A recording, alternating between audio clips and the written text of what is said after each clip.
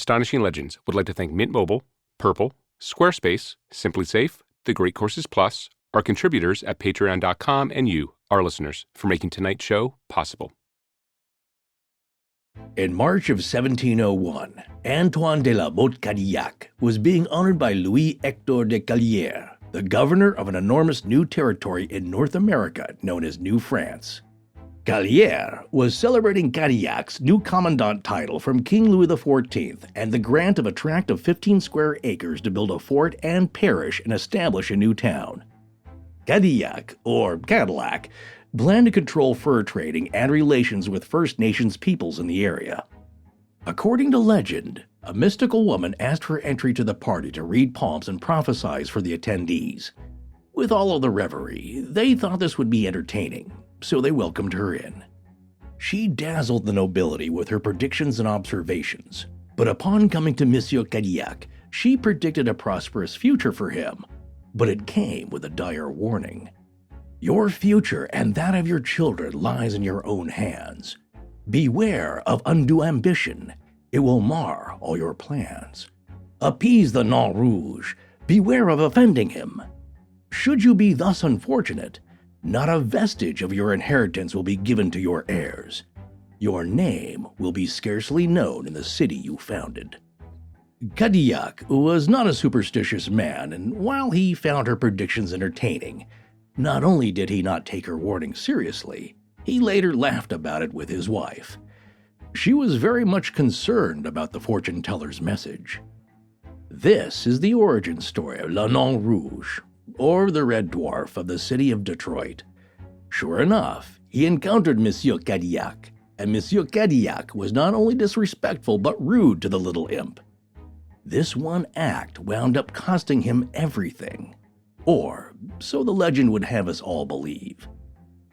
Le Nain Rouge would make several more appearances in the centuries that followed, almost always as a warning of doom. Was he the cause of the ills, or just the messenger? There are many opinions about this to this day in the great city of Detroit. When we finish this episode of Astonishing Legends, maybe you can decide for yourself if the Red Dwarf should be blamed for the misfortune his presence usually precedes.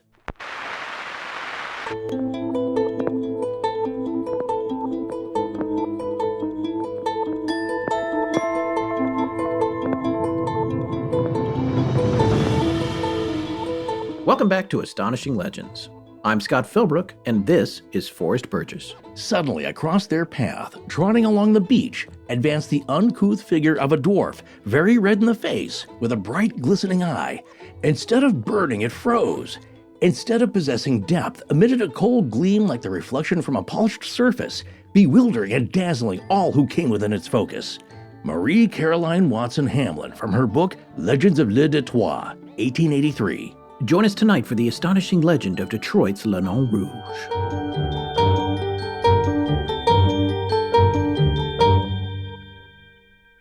Et nous sommes de retour. Que nous sommes.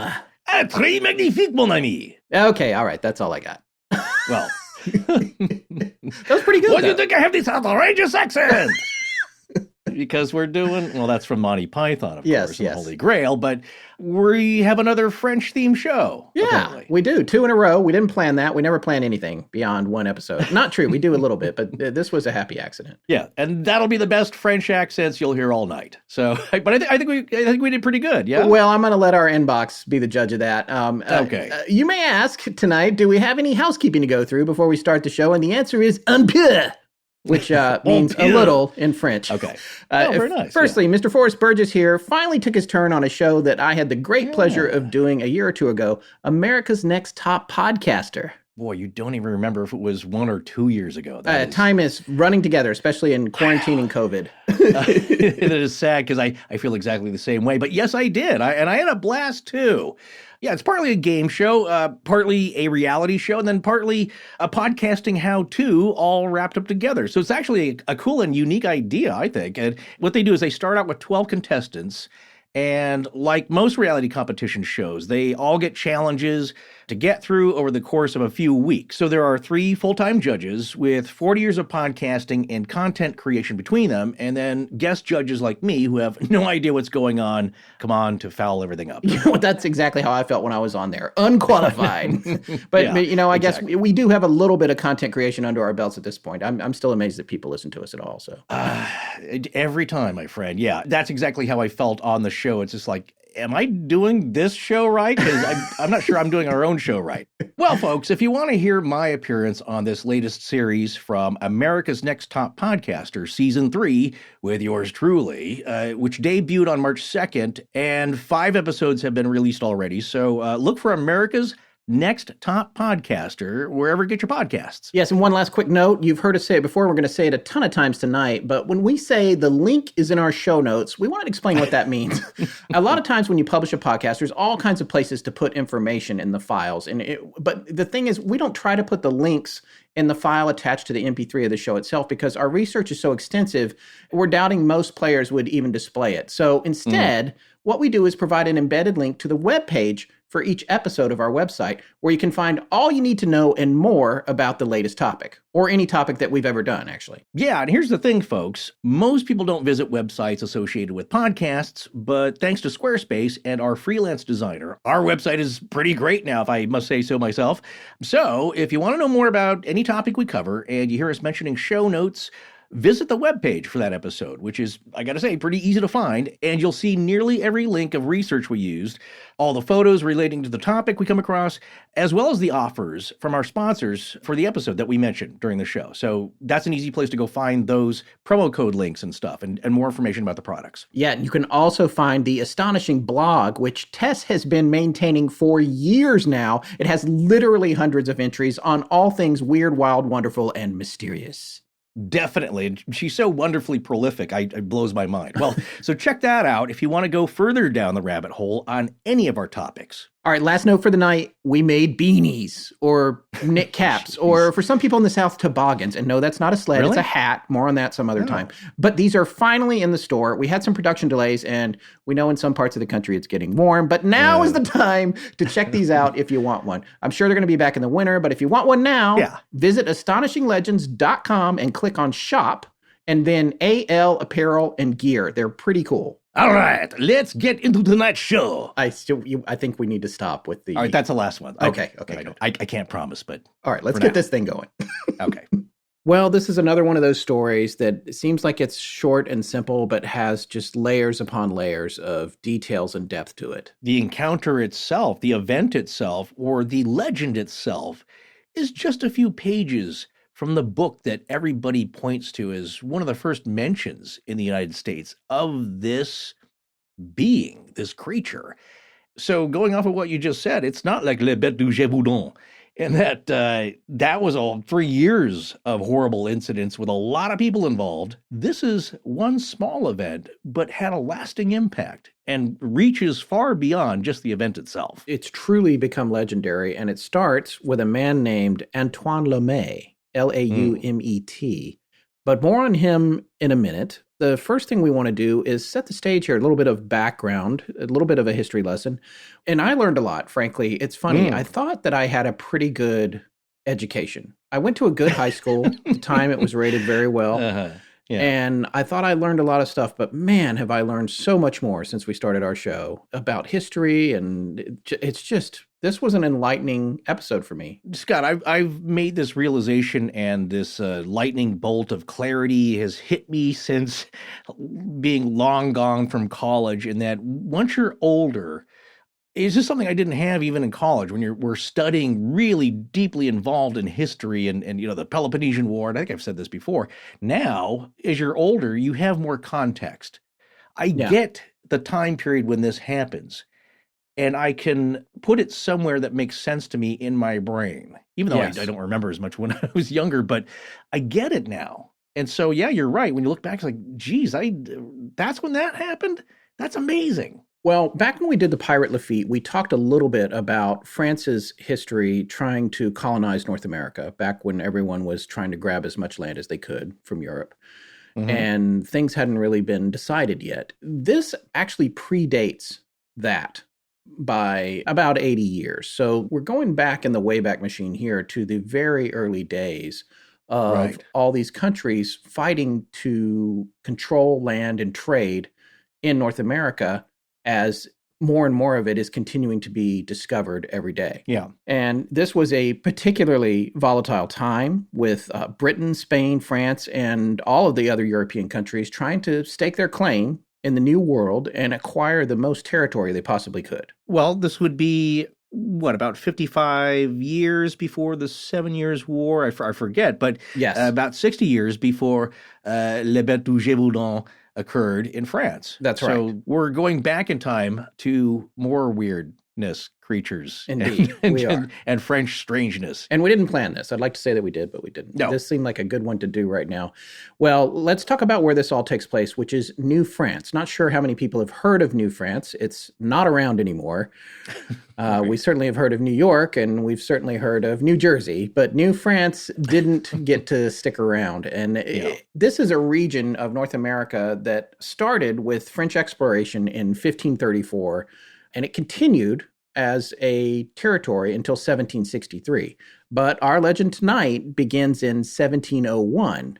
Again, as Forrest just said, about 60 years before the French and Spanish lost the 7 Years' War, which would force France to hand this huge chunk of North America over to Great Britain. And that time period in the late 1700s is, as Forrest said, where our last story about the Beast of Gévaudan took place. But for tonight, we're preceding all that by about 6 decades.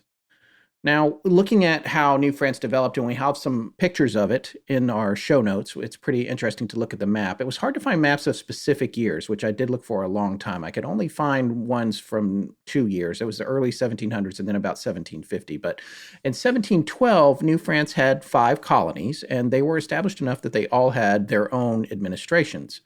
By 1750, which is well after our story takes place, New France ranged from southern Louisiana all the way up to modern Quebec, lower Ontario, lower Manitoba, and the southeastern corner of Saskatchewan.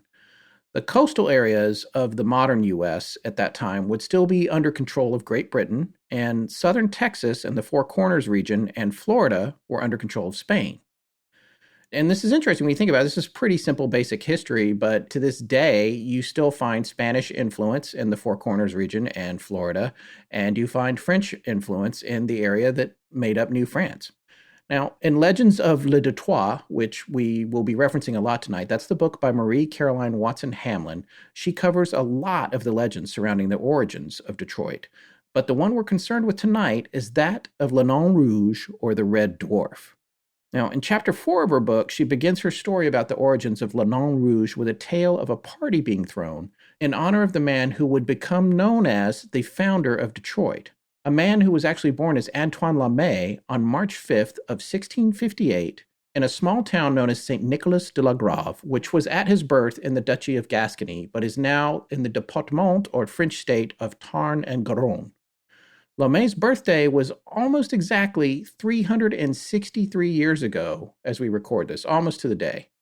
Antoine, at the time our story opens up, was about 34 years of age and was now known as Monsieur Antoine de la Mothe Cadillac. The party in his honor that was referred to earlier in the show was taking place at the official residence of the French governor of New France, which was the Castle of St. Louis in Quebec. The French governor at the time was Monsieur Hector de Callieres, which Forrest so excellently pronounced in the cold open. Thank you so much, sir. Monsieur, I should say. And you know what? A big shout out to a great listener of ours and good friend of the show, Nancy, who actually gave us this book a while back as a gift, I think for Christmas or whatever, sent us copies of Marie Caroline Watson Hamlin's, it's the 4 names thing. It's like Jeremy Corbell, Lockyer, and then there's another one I forget, but love those folks. Yeah, so she gave us both copies of Legends of Le Détroit. It's a really great read. Turn of the century, it was 1883, right? So it's a lot of old-timey language, but just fascinating snippets of legends that kind of weaves into the story of the founding of Détroit or Detroit. Yes, and the interesting thing about this book is that for the legend of Nain Rouge, it's what gets leaned on the most. And there's good reason for that historically, but it also should be analyzed. It shouldn't just be taken straight on its face value. We'll talk a little bit more about that tonight. Yeah. Coming back to this party that's celebrating Cadillac or Cadillac, this is again at the governor's house of New France, de Callieres, and he is a legendary figure in his own right in both French and Canadian history, and was even while he was alive. There were a lot of players in all the colonization going on in North America, but de Callieres is today remembered as being an honorable man who harbored no personal interests and did no political maneuvering in spite of all the power he had. And his claim to fame, however, was successfully negotiating peace between 39 First Nations tribes and New France in August of 1701, just 5 months after this celebration, this party that we're going to talk about, would take place. He negotiated this peace by convincing 1,300 representatives of those nations that peace was the way forward. And remarkably, even the Iroquois, who had fought bitterly with the French for control of the lower Great Lakes region and the St. Lawrence River Valley, they all signed on to this treaty, thanks in large part also to First Nations leaders like Condillac, the chief of the Hurons, who had the biggest responsibility in getting everyone to the table, and Owinana, who represented the Iroquois during the talks. The territory being fought over was of huge political significance and trade, and a lot of blood had been shed up until this point, not only between the French and the English, but the First Nations tribes that were aligned with each of those two groups, who fought as proxies for the colonizers. But the peace that de Callieres negotiated lasted a full 60 years until New France was ultimately handed over to Great Britain at the end of the 7 Years' War.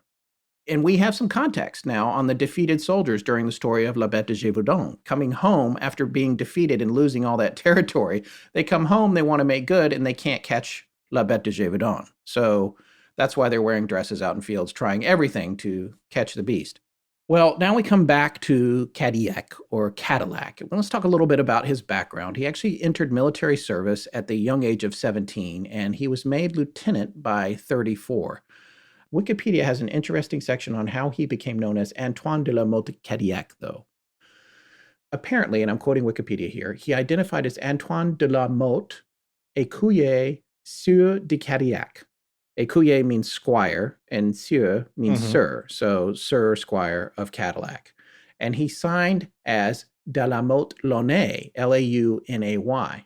Like many immigrants, again, this is Wikipedia, he took advantage of immigrating to the New World to create a new identity, perhaps to conceal the reasons that drove him from France. He was quoted as saying, "Ne sors pas de son sac," which means I did not create this identity out of nowhere. Right. Antoine Launay likely remembered Sylvestre des Esparbes de Luçon de Gau. He had gout. God help me on this one. He had Antoine gout, Launay likely remembered Sylvestre des Esparbes de Luçon de Gau, Baron of La Motte Baudigue, Lord of Cadillac, Launay, and Les Mottes, advisor to the Parliament of Toulouse. He knew him for at least two reasons. Baudigue, Cadillac, Launay, and Les Mottes are villages and localities close to his birthplace, Saint Nicolas de la Grave, and Antoine's father, Jean Lemay, was a lawyer in the Parliament of Toulouse.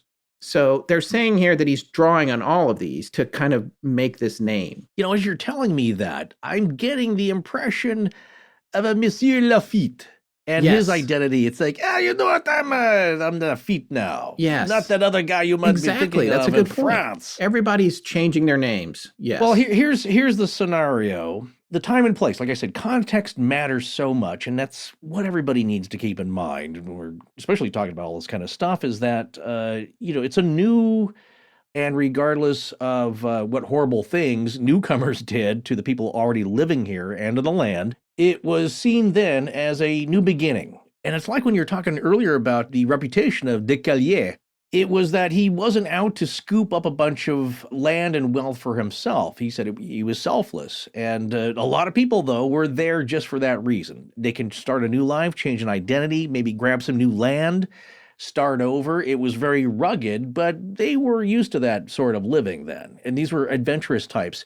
As in the book, Legends of Le Détroit, she writes and calls them voyagers, people who are willing to go on a voyage of danger, but also excitement and new beginnings. So that was the time period here in New France. Yeah, and that reminds me of an even older story that we did some time ago about Albert Ostman. It was the same kind Oh, of thing. This yeah, was a yeah, time yeah. of adventure where people just Right. went out and did whatever. And especially if they had no attachments or they came from a poor family, and he didn't come from a super poor family, but it was not a wealthy family. His father was an assistant magistrate and his mother was a homemaker. So he Mhm. kind of made up his background, not unlike Heath Ledger in the movie A Knight's Tale.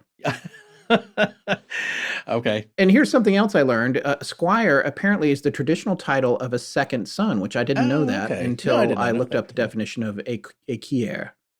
But the thing about Wikipedia here in this particular entry, and there's something interesting that it points out, is that this whole thing was designed, as we've just discussed, to give him a new name, identity, and noble origin, while also protecting him from being recognized back in France, should his name make the papers, which it will. And for anyone wondering about the family crest, if you've ever seen a Cadillac, you've seen the Cadillac family crest, which Yeah. also There he you apparently go. made up. So it was taken from local nobles in the region that he was born in. There were Wow. different symbols brought together. That's pretty cool right Yeah. there. In some little way, maybe in a way that he could never imagine. Pay attention to that phrase, folks. In a way that he could never imagine, his name lives on today. Yes. I'm going to give you a little more perspective about his background. And the thing to remember about this is that this is paraphrased from sources that are very friendly to the history related to him.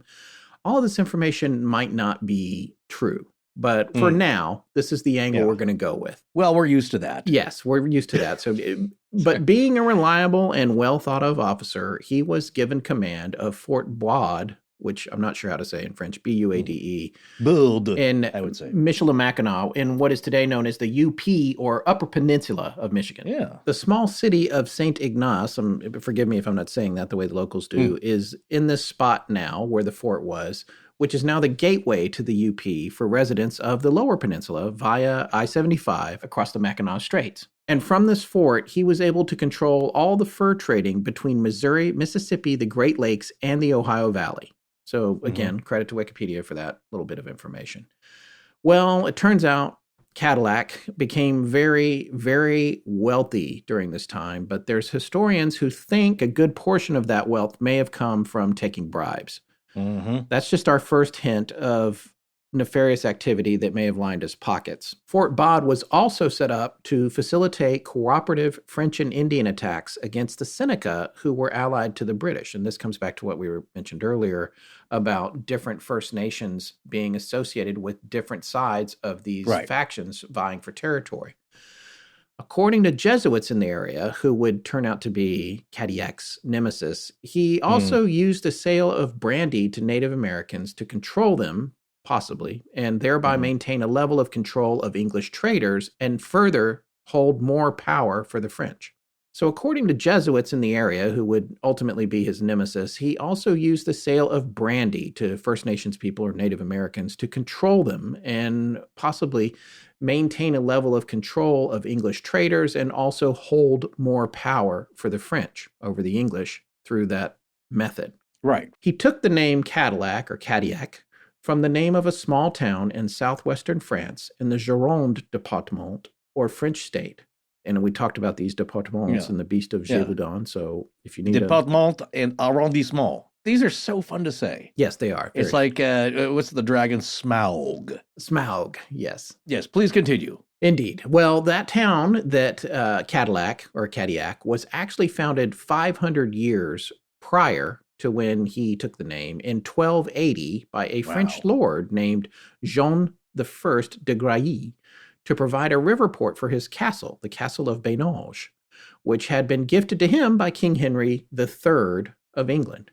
The Castle of Bainage itself was built on the site of the ruins of a 200-year-old 11th century castle, and the ruins of Bainage stand to this day and can be visited. In fact, we have a link to an excellent YouTube video of some drone footage shot there, which I was mesmerized with, and links to some pages there in French about traveling there. Of course, COVID had them shut down for a while, but they're probably going to open up again before too long. But still, this comes back around to me being a car guy, that it's kind of crazy to think that the name Cadillac that GM made world famous starts with this tiny port city founded in 1280 that wasn't even really part of Antoine Lamet's name originally. Right. It's all been co-opted and re-co-opted. And a lot of this information comes from a website that I'll be citing later more clearly, but it's called the Cadillac Database. And it's an amazing historical look at Cadillac. This website hasn't been touched, I don't think, in at least a decade, but there's still a lot of really good info on there about all of this information. They actually redesigned that emblem, the Cadillac emblem, something like 60 or 70 times. But it still ultimately is basically the crest that he created when he created this identity. Right. I still love seeing it, though, on the rounded hood of 50s bullet-bumpered Cadillac. Yeah, it's very cool. It's just so classic. It is very But there's classic. a lot of tie-ins, Scott. Yes. Who would have thought the Stanley Steamer and the Stanley Hotel? Yeah. REO Speedwagon and Ransom E. Olds. Yeah. And the Oldsmobile. Lots of fun connections there. Getting back to Hamlin's book, Legends of Le Détroit, at the beginning of her chapter on Le Nain Rouge, Hector Louis de Callieres is throwing this party honoring Monsieur Mothe Cadillac in March of 1701. Cadillac, I'm just going to go back to English here, had purportedly done what, because I don't want to drive people crazy. It used to drive me crazy when Geraldo Rivera would say Nicaragua over and over again. He would just slip into this really thick accent. Yeah, I know, but you should remember this trend, and this is how my brain works. Yeah. The most important things that I need to remember, even for this show, fade away. And in a spot, it's all just vaporized, but some things have stuck with me forever, like the SNL Saturday Night Live skit, because this was a trend. This was happening with news reporters and newscasters and anchor persons. And I remember it was a skit with Jimmy Smits. Yes. Where they'd be talking, like that flat mid-Atlantic accent, and then it's like Nicaragua. Yeah, Nicaragua. Yes. Antonio Villaraigosa. Yes. It's suddenly, because it became a thing where... He's pretty funny, actually. He's a funny performer. No, he's a great comic actor. People don't always think he does dramatic roles. But the point, I think, was either it was somebody who's pronouncing a word from their cultural heritage, and they were expected to get it right, or they were proud to say it the way it should be pronounced in their language, or it was expected of them to do so. So that was a whole trend that happened, I would say, starting in the mid-90s. Yes, it was prominent. So I think what I'm going to try to do here is, in my outline, sometimes it says Monsieur in front of it, and if it does, Monsieur. I'm going to say Monsieur Cadillac. Yeah. And if it just says Cadillac, I'm going to say Cadillac. But it's the same guy, just so everybody knows. For those of you think that's fine. We certainly wouldn't be the first presenters blamed for slipping in and out of accents. Yes. If you know what I'm saying. Yes. A lot of folks have been hit hard financially over the past year, especially the small business owners and the folks who work or worked for them. Yeah, boy, ain't that the truth. And because of the lack of business, of course, we're all tightening our belts a little and watching our budgets. But there are still things we need to spend money on to keep our sanity, like staying connected to family and friends. There is good news, though, because there's a way to put some much-needed cash back in your pockets every month, and the even better news is that it's automatic. That's right, and that automatic way is to switch to Mint Mobile. Look, you don't have to be a financial whiz to figure this one out. Just take a look at your wireless bill. Are you paying as little as $15 a month for premium wireless that includes unlimited talk and text plus high-speed data? If you're not with Mint Mobile, then it's a good bet you're not. Yeah, Scott and I switched, I don't know, a couple of years ago now? Yep. Well, I can honestly say between us, we've saved thousands of dollars on our mobile plans. And it's so easy. Mint Mobile ships you everything you need right to your door for free. You pop in the new SIM card, you follow a few easy directions, and you're ready to blab, send pics, and text away. It couldn't be easier. And more good news, you're not giving up any quality or service because this is premium wireless delivered on the nation's largest 5G network. And no spending money on a new phone either, because you can use the one you have and you get to keep your same phone number along with all of your existing contacts. And even if you're not 100% satisfied after you switch, no problem. Mint Mobile has you covered with their 7-day money-back guarantee. So do at least one easy thing to save money right now and switch to Mint Mobile to put some extra savings back in your pocket so you can spend it on something that makes you happy, which I'm guessing is not overpaying for an outrageous wireless bill. To get your new wireless plan for just $15 a month and get the plan shipped to your door for free, go to mintmobile.com/AL. That's mintmobile.com/AL. Cut your wireless bill to $15 a month at mintmobile.com/AL. Hi, I'm Ben, and you're listening to Astonishing Legends with Scott Philbrook and Forrest Burgess. Now back to the show. Well, now we get down to the crux of the beginning of the story of the Nain Rouge, which is that Cadillac had purportedly done well as a soldier in his various postings and had been commissioned as Commandant by Count Pontchartrain. Pontchartrain?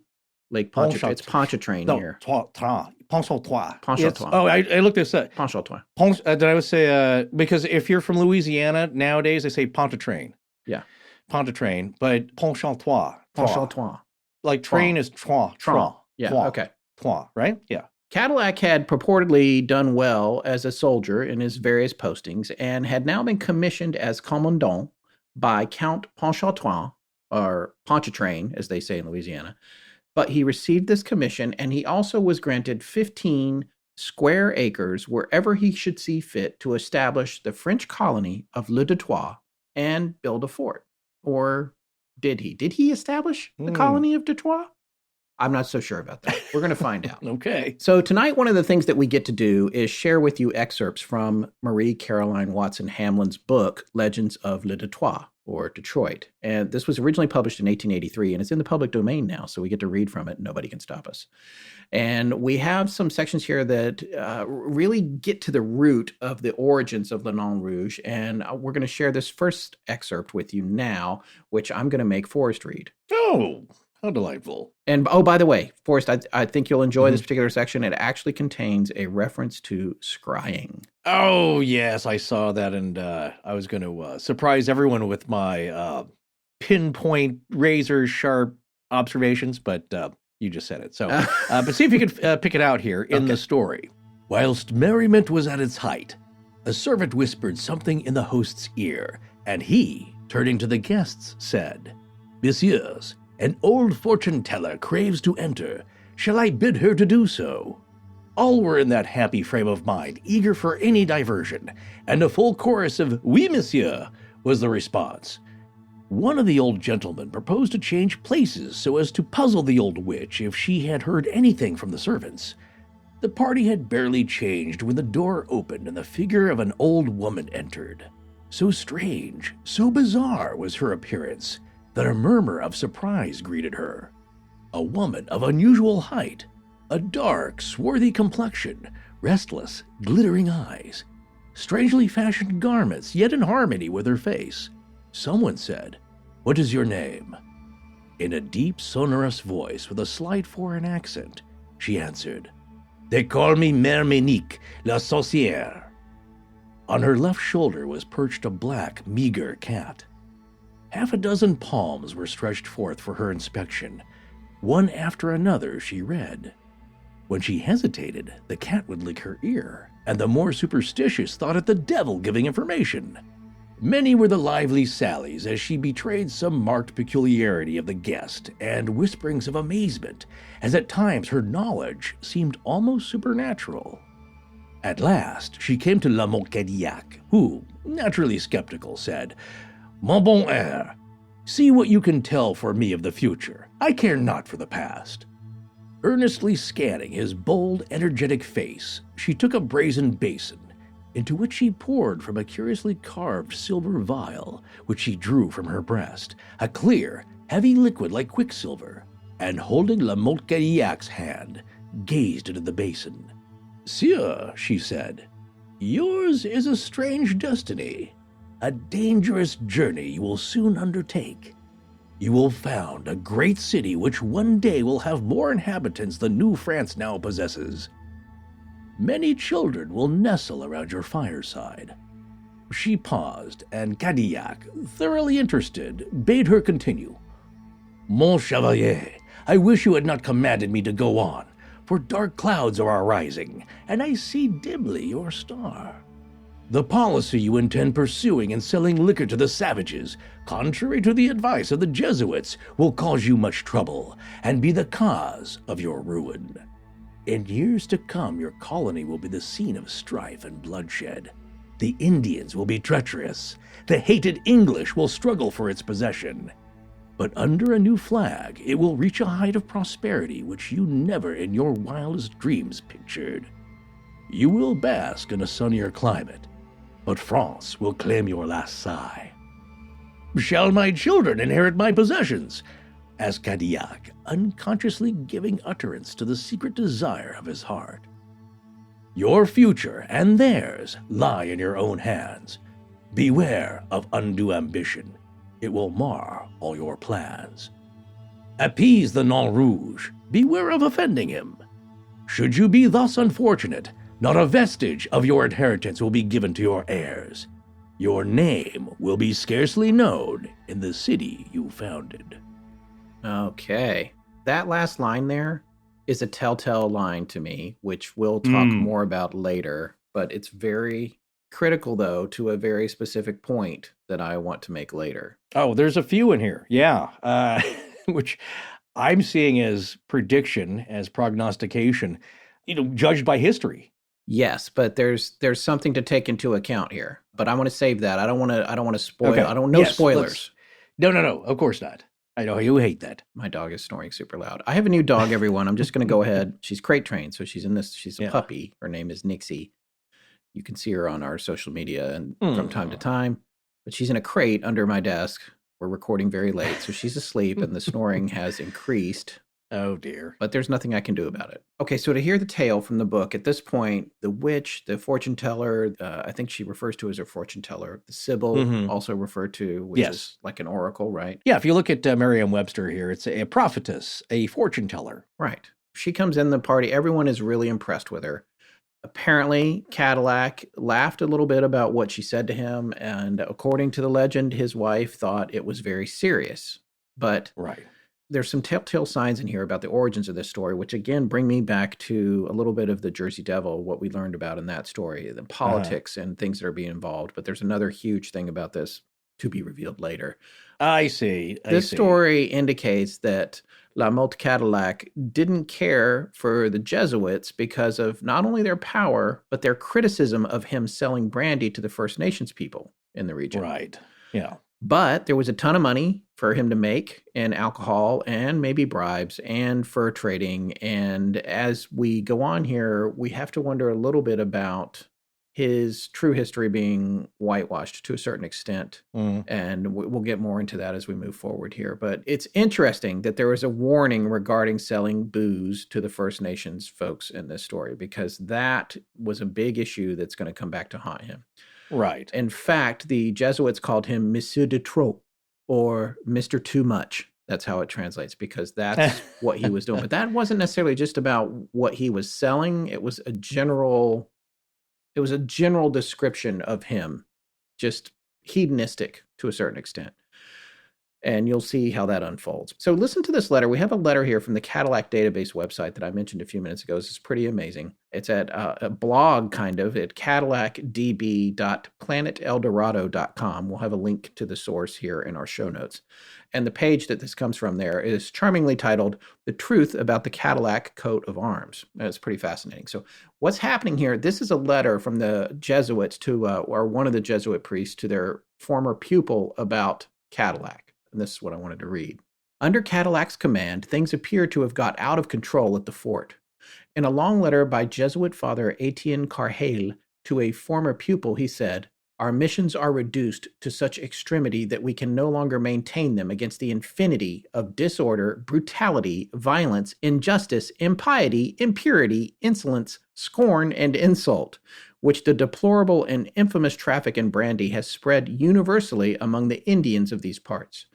In the despair in which we are plunged, nothing remains for us but to abandon them to the brandy sellers as a domain of drunkenness and debauchery." He complains bitterly of the officers in command of the fort, who, he says, far from repressing disorders, encourage them by their example and are even worse than their subordinates, insomuch that all our Indian villages are so many taverns for drunkenness and Sodoms for iniquity, which we shall be forced to leave to the just wrath and vengeance of God. He insists that the garrisons are entirely useless, as they have only 4 occupations. First, to keep open liquor shops for crowds of drunken Indians. Secondly, to roam from place to place, carrying goods and brandy under the orders of the Commandant, Cadillac, who shares their profits. Thirdly, to gamble day and night. Fourthly, to turn the fort into a place which I am ashamed to call by its right name. He goes on to describe in much detail the swarms of Indian girls who are hired to make it their resort, ending thus, such, Monseigneur, are the only employments of the soldiers maintained here so many years. Sounds like Las Vegas. Yeah, it does. And it sounds a little different from Marie Caroline Watson Hamlin's book, which is more glowing in terms of Monsieur Cadillac, I think. This maybe is closer to reality. This letter is pretty interesting. And this Jesuit father is ticked off. The list is just my favorite part of it. Disorder, brutality, violence, injustice, impiety, impurity, insolence, scorn, insult, deplorable. I mean, it's just... He can't, there's no more words that he can add about how bad things are at the fort that Monsieur Cadillac has founded. It's the, Wild West, except it's the wild North Midwest of at least the North American portion of the continent. And when you have frontier peoples and lots of free-flowing alcohol and money and furs, and there stands to be a lot of money made in the sale of such, then that's a lot of times where that stuff leads without any law and order. So they are the law and order, and they're engaged in this. So as you probably gathered by now, based on what the Jesuit father was saying about the fort has been built, they are establishing streets for barracks, and Cadillac has decided to call it Fort Pontchartrain or Pontchartrain, depending on what part of the world you're in right now. This, I guess, was declared with a clerical ceremony on St. Anne's Day, and that's why it's called St. Anne's Parish, I believe. And the houses were constructed of hewn logs, and at that point, Detroit was founded, and according to Marie Caroline Watson Hamlin, this is the fortune teller's prediction starting to become verified. For me, when I think about this, I always think about SimCity because I used to play SimCity a lot. So it's like, okay, now he's building his little city. He's stuck back in early times because when you start that game, you have to start way before any significant technology has come along.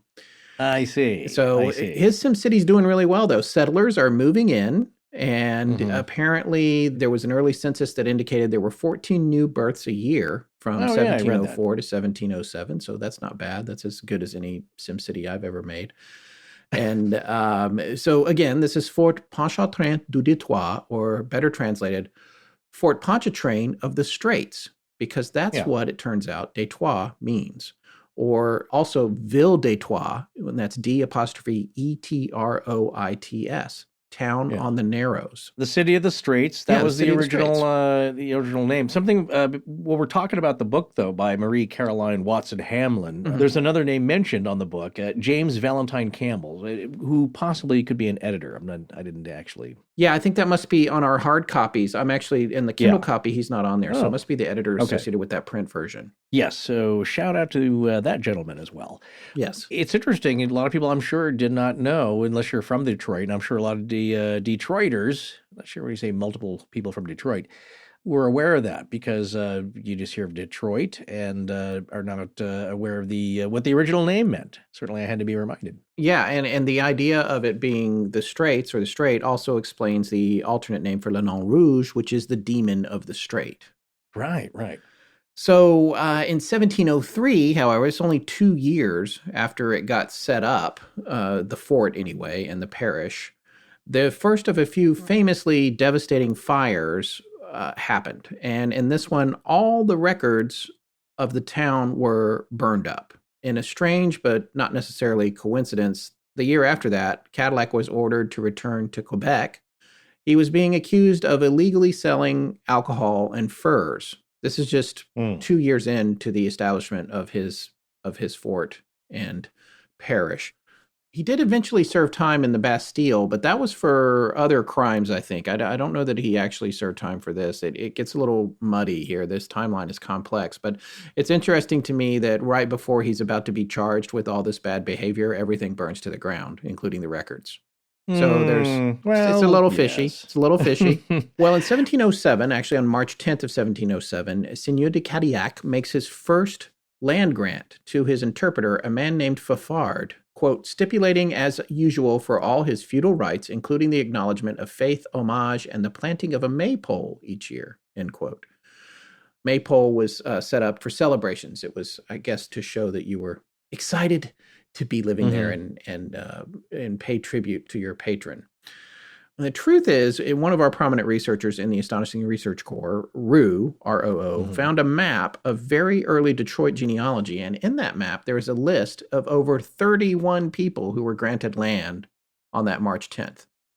It's a pretty fascinating list. And so the question becomes, is Hamlin's book taking liberties with reality here by saying, oh, it was just Fafard? Or is it leaving out the detail, perhaps, that Francois Fafard de Lorme was simply the ceremonial first person to receive a grant? Because he and his brother Jean were both Cadillac's interpreters at the time.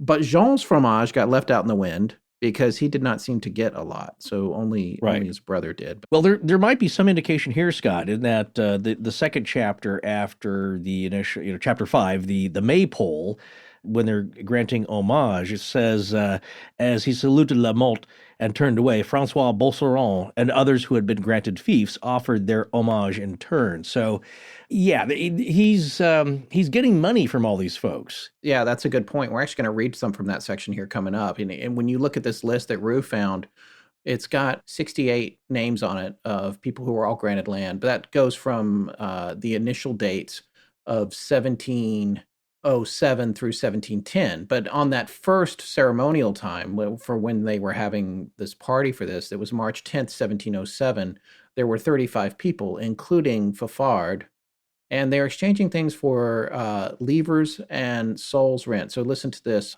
Michel Mas, March 10th, 1707, for 8 livres and 8 souls rent and 10 livres for other rights.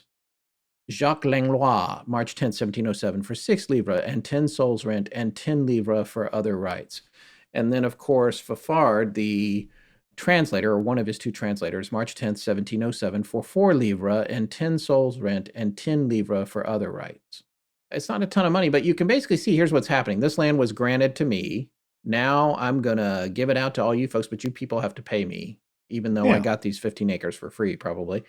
And that's part of how he starts to make this money, giving this land or the grants over to these folks who are moving into his lovely little town or fort. Pretty standard medieval practice. Yes, exactly. Right, where the people have to pay money back to, or it could be in the form of produce, I guess, back to the noble person who owns the land. And here's a section that talks about this actual day and the events happening here from Marie Caroline Watson Hamlin's book. In front of the Sieur de Cadillac's manor, a great crowd had assembled, and from the eager expectancy written on every face, it was evident that some unusual event of interest was to take place. Slowly, the form of Monsieur Fafard, the interpreter, was seen approaching with a stately, dignified step, each movement measured by the importance of the act of which he was to play the part of chief actor. The French understand perfectly that delicate art of investing even a trifling circumstance with an entourage of interest and display which gratifies their national vanity and love of glory. Monsieur Fafard knocked on the Seigneur de Cadillac's door, which was opened by the major domo. He inquired for Monsieur la Mothe Cadillac, who immediately stepped forth arrayed in his blue uniform and cavalier hat with white plumes. Monsieur Fafard uncovered his head and, falling on his knees, rendered fealty in the following manner. Monsieur du Detroit, Monsieur du Detroit, Monsieur du Detroit. Uh-oh. Now he's going to appear in your bathroom mirror at night. Dr. Detroit's coming now. I bring you faith and homage, which I am bound to pay you on account of my fief of Delorme, which I hold as a man of faith of your seigneury of Détroit, declaring that I offer to pay my seigneurial and feudal dues in their season, and demanding of you to accept me in faith and homage as aforesaid. As he saluted La Motte and turned away, Francois Beauceron and others who had been granted fiefs, to your point, Forrest, offered their homage in turn. Cadillac's house stood on the line of the present Jefferson Avenue, present being 1883, before it had been sloped down to the Chemin du Rond. A spacious galerie adorned the front of the manor overlooking the smooth-cut lawn and majestic river. A hole had been dug in the center of the lawn, and a tall, stately pole lay ready for raising. The branches had been trimmed off except a little clump at the top called the bouquet, and to this had been nailed a party-colored pole from which the royal flag, with the fair fleur-de-lis of France, floated. Smooth and white was the pole, and to its sides blocks were nailed to allow a person to ascend. The firing of a gun was the signal to begin the ceremony. The Seigneur Cadillac had seated himself on the galerie, surrounded by his wife, children, and officers. A delegation from the habitants approached and, bowing low, asked him permission to plant the maypole in front of his house. The request was graciously acceded to, and Father Denial knelt and offered up a prayer that the festivities might pass without accident. The pole, impelled by strong, sinewy arms, slowly rose, while the voyageurs broke out in their wild and inspired song, Vive la Canadienne et ses jolis yeux doux. The Seigneur de la Mothe Cadillac then advanced hat in hand and smilingly accepted the pole and asked all to join him in watering it, that it might flourish. A cask of eau de vie was tapped.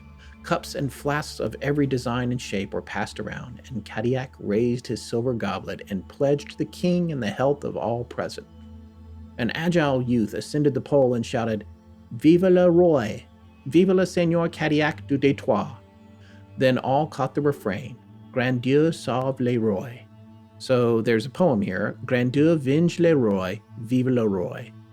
Qu'est toujours glorieux, Louis victorieux, voit ses ennemis toujours soumis, vive le roi. And translation is, Great God, avenge the king, long live the king, that always glorious, Louis victorious. See his enemies, always submissive, long live the king. And that's a reference to the King of France at the time, Louis XIV, who, by the way, is the longest reigning king in European history to this day at 72 years and 110 days, although Queen Elizabeth II is rapidly closing in. Yeah. But she would not be a king. So that would be a different record, but still. I see. But she has almost been in her position for 72. I think she's 68 or 69 years right now. Yeah. Did she beat Queen Victoria yet? I don't know. That's a good question. Queen Victoria. I remember her being one of the longest reigning monarchs. 63 years and 7 months for Queen Victoria. But Queen Elizabeth II is currently at 69 years. So she's still a few years behind King Louis here. But even if she passes him, she will still be a queen and not a king, so she's not going to break his record on the king part. He's safe. Yeah, the Sun King is safe. He's in good shape there, probably for a much longer time. Well, after all of this, there was dancing and the blackening of the maypole by discharging weapons with gunpowder only in them, and that maypole would be left up for a long time after this for good luck. So now we come to the part of the story where Monsieur de la Mothe Cadillac actually encounters Nain Rouge. Peace, contentment, and quiet happiness seemed to reign over this little Arcadia. So thought Cadillac as, at twilight, after the people had dispersed, he strolled with his wife in the king's garden. Human nature grows more communicative at this hour. The thoughts which find no utterance in the broad light of day now glide forth from the heart. He told her that his dreams of ambition were about to be realized, notwithstanding the obstacles of his enemies. His colony was prosperous, and his children would inherit a princely portion, that his name would become historic and illustrious. Thus were they talking when two weary travelers homeward bound passed so near them that fragments of their conversation fell on their ears. "Yes," said Jean-Baptiste, "our seigneur and the Doblons carry themselves very high with their silver plate and fine clothing, whilst we poor habitants must pay double for everything, even our petit coup d'eau de vie," expressing a little of the communistic sentiments of the present time. "Things cannot run very long thus," answered his companion. "My wife saw a few days ago Le Petit Nain Rouge, and—" The rest was lost as the speakers disappeared. Cadillac's wife grasped her husband's hand convulsively and said, "Did you not hear? Le Petit Nain Rouge is the dreaded Nain Rouge." "What of that?" said Cadillac. "Beware of the Nain Rouge was what the prophetess told you. When he should come, misfortune was nigh." "Bah!" laughed Cadillac. "Have you not forgotten that nonsense of a silly old fortune-teller? Let us return home." Annoyed himself at the remembrance, and doubly so at his wife for unconsciously giving utterance to his vague uneasiness, they proceeded in silence. Suddenly across their path, trotting along the beach, advanced the uncouth figure of a dwarf, very red in the face, with a bright, glistening eye. Instead of burning, it froze. instead of possessing depth, emitted a cold gleam like the reflection from a polished surface, bewildering and dazzling all who came within its focus. A grinning mouth displaying sharp, pointed teeth completed this strange face. "It is the Nain Rouge," whispered Cadillac's wife. And before she had time to say more, Cadillac's ill nature had vented itself in striking the object with a cane he held in his hand, saying, "Get out of my way, you red imp!" A fiendish, mocking laugh pierced the still night air as the monster vanished. "You have offended him," said Madame. "Your impetuosity will bring you and yours to ruin. You were told to coax him, to beware of annoying this demon, and in your ungovernable temper, you do just otherwise. Misfortune will soon be our portion." Nice. Very dramatic. Yeah. Well, very wait, well done. are we back on the air? We're- I lapsed into a dreamlike state where I mean, that portion of that story is very enthralling. I think she does a pretty good job writing this out in the style and prose of her time, Marie Caroline Watson Hamlin. And that's what makes it so readable, because it is dramatic, but also, I was going to say earlier, when you read the passage, which of course we're not going to attempt because it's like 15 different French names, all of antiquity, and it'd be really hard and useless for us to get through. But I was going to say about these passages, and I don't think she made up a lot of this. I think she did her research, as she claims in the front of the book that she did her best from records, but of course she's relaying oral tradition of stories passed down in the art of storytelling.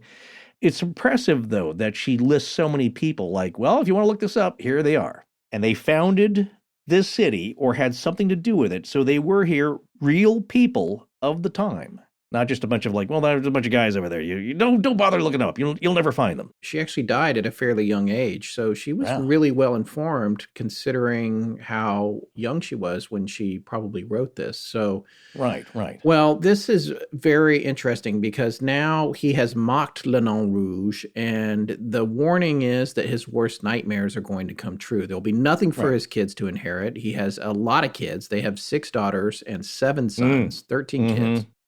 And, there's going to be a great city in this place you started someday, but not by your hand, you greedy jackhole. That's essentially what Le Nain Rouge, I love that after he beat him to the side with the cane, laughter could be heard because it's like, all right. It's the devil. Yes, of course there's evil. That's the origin of the bwahaha, where you spell it with a B and the W and the A. Yes, bwahaha. But here's the thing. Watson Hamlin is describing a paranormal encounter with a supernatural being, essentially, as told as folklore. But you could probably go on Jim Harold's Campfire and hear somebody saying that they ran into somebody exactly of that description. They vanished, and then they heard laughter, disembodied. Yeah. So you and I know now that there's a lot of credible people with weird stories like this. And then sometimes, there's misfortune that happens after that. And of course, we attribute that to some encounter with something we wished we hadn't seen. Well, the table has been set. He is now ignoring this curse. It's a curse not only on him, but the question is it a curse for the city, which is still maybe not quite a city. It's Fort Pontchartrain, or Pontchartrain. So there's some question there about that, by the way, which we'll come back to in a minute. But now it's time to talk about, the cost. What cost is he going to pay? Listen to this brief section from pages 35 of the Kindle edition of Marie Caroline Watson Hamlin's book, Legends of Le Détroit. Cadillac, shortly afterward, visited Montreal. He was arrested through the intrigues of his enemies and was compelled to sell his seigneury in Détroit to pay for his trial. He was removed to Louisiana as governor, but died at Castle Saracen in France. His children never inherited an acre of his vast estates. His colony, for the next 100 years, was the scene of strife, war, and massacre. Its flag changed 5 times. Under that of the Republic, it reached the glorious prosperity which the fortune-teller had predicted. The Nain Rouge in the mystic past was considered the banshee, or demon, of the city of the Straits. And whenever he appeared, it was a sure sign of impending evil. The night before Dalzell's ill-fated attack at Bloody Run, he was seen running along the shore, and in 1805, when the city was destroyed by fire, many an old habitant thought they caught a glimpse of his malicious face as he darted through the burning buildings. On a foggy morning before Hull's cowardly surrender of Détroit, he was seen, but since then he has never reappeared, having, it is so to be hoped, accomplished his mission. But the tradition still lingers among the old habitants that should misfortune ever threaten the bonny city of the Straits, the Nain Rouge will appear again to give the signal of warning. Again, never to appear again, that's as of 1883. And secondly, I think it's really significant that she says, the Nain Rouge will again appear to give the signal of warning. That idea will come back, that it's a warning.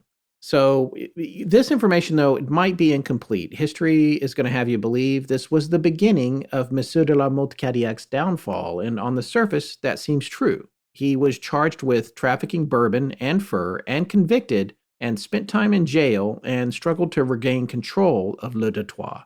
Yeah, but who hasn't? Yeah. Are you defending this guy?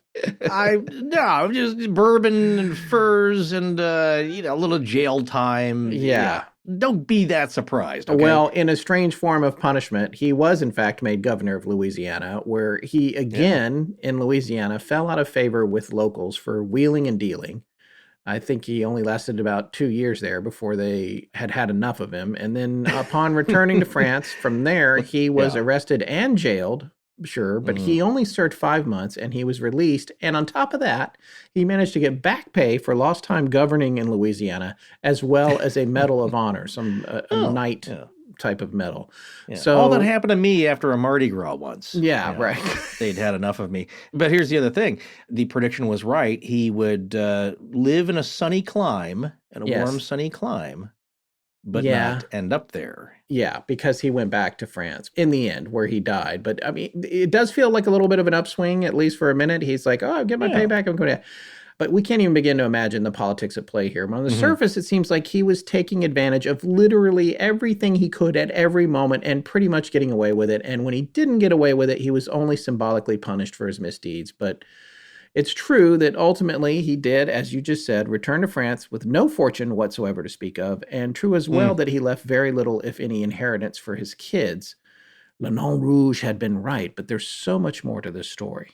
Okay. So moving forward with it, and a good deal of this information comes from the Cadillac database that I mentioned earlier, and it features some background compiled by Canadian historian Suzanne Boivin Somerville, or Boivin.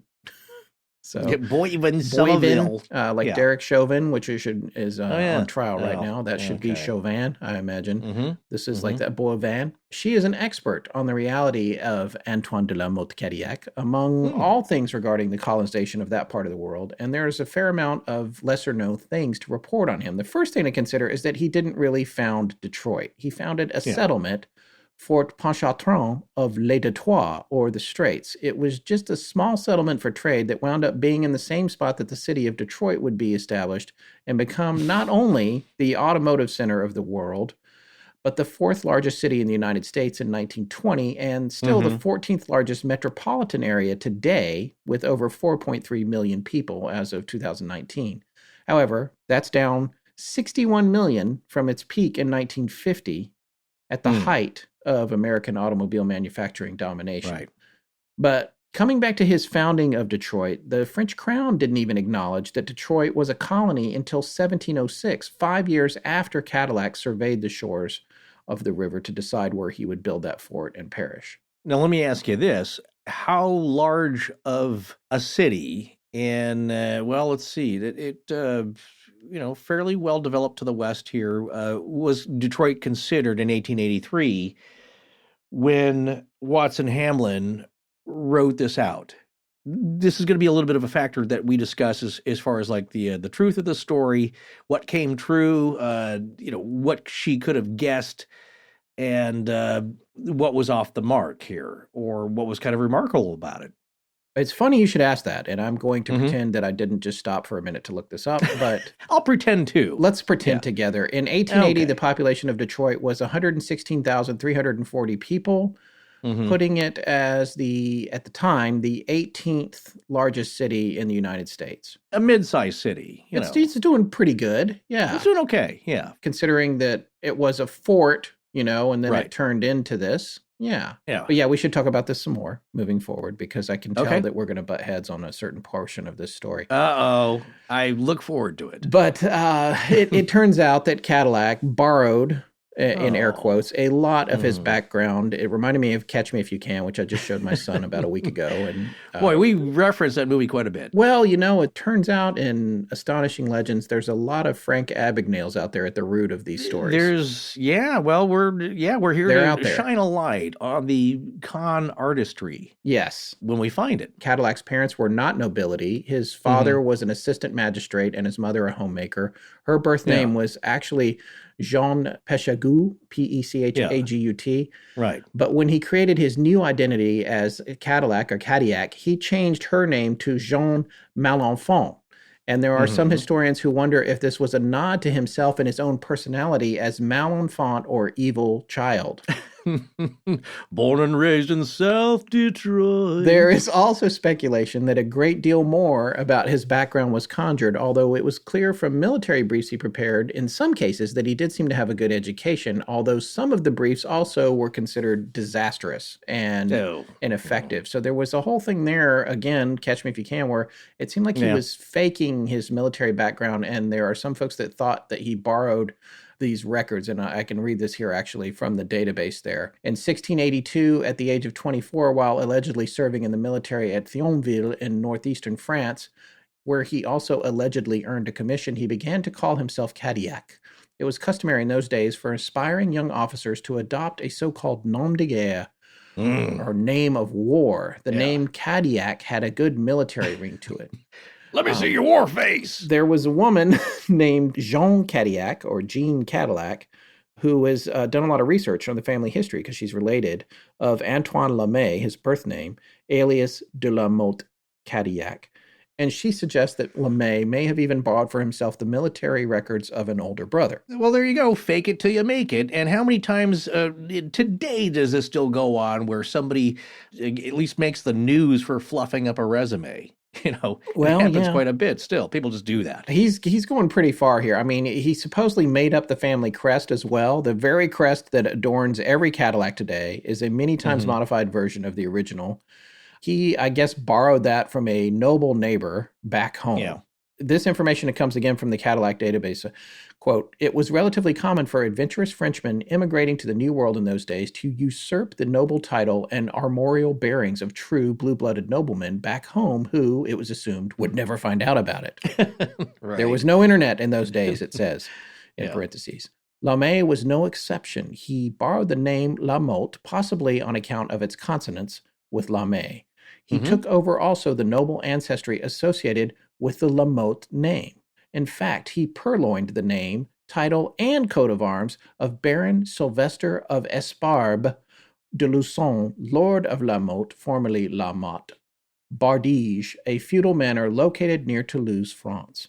Ooh, that is a moose-bouche mouthful there. Yeah, there's a lot going on here. So now here's what follows are some dates that come from an amazing table or timeline created by noted French historian Jean Bottonnet and discovered by us again at the Cadillac database website. Mr. Bottonnet published a French book entitled La Mothe Cadillac in 2001. In 1710, he was appointed governor of Louisiana. And again, keeping in mind that he started the settlement with a fort in the parish in 1701.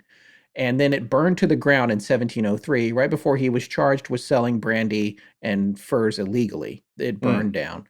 So then it comes back, but it wasn't even recognized officially as a colony by the crown until 1706 or 7. Now here we are. He's wrecking everything again. At 1710, they move him out to Louisiana just to get him away from whatever's happening in Le Détroit. So historians had said that was a move to put him somewhere less dangerous. By 1715, he was relieved of his duties in Louisiana, but he kept scamming for 2 more years before going back to France in 1717, where he was thrown in jail, but again, only for 5 months. Yeah. Somehow, again, Frank Abagnale style, he managed to get back pay for his governorship and also procure a Cross of St. Louis, a Knight's Military Order. His rights over Detroit were fully restored after an aggressive campaign by him on May 19, 1722. On June 25th, barely 1 month later, he sold those rights to a Canadian named Jacques Baudry de la Marche. Again, Credit to the Cadillac database blog for compiling all this. And he used that money to buy himself the governorship and mayor's office of Castle-Sarrasine back in France, where he eventually died in October of 1730 at the ripe old age of 72. Hey, not bad for back then. No, he went pretty far. Now, there are some amazing photos and details on the Cadillac database. The website itself, like I said, is a little old, but the information is outstanding, so you have to visit it. I want to credit the author of all the information there, which it's a little tricky to figure out who it is, but I believe it's managed by a member of the Cadillac and LaSalle Club named Jean-Claude Franchitti, which is Franchitti. It doesn't appear to have been updated in quite some time, but I'm glad. And we will not have a link to this on the website. To what? Oh, what you just mentioned here, the Cadillac. Of course we will. Okay.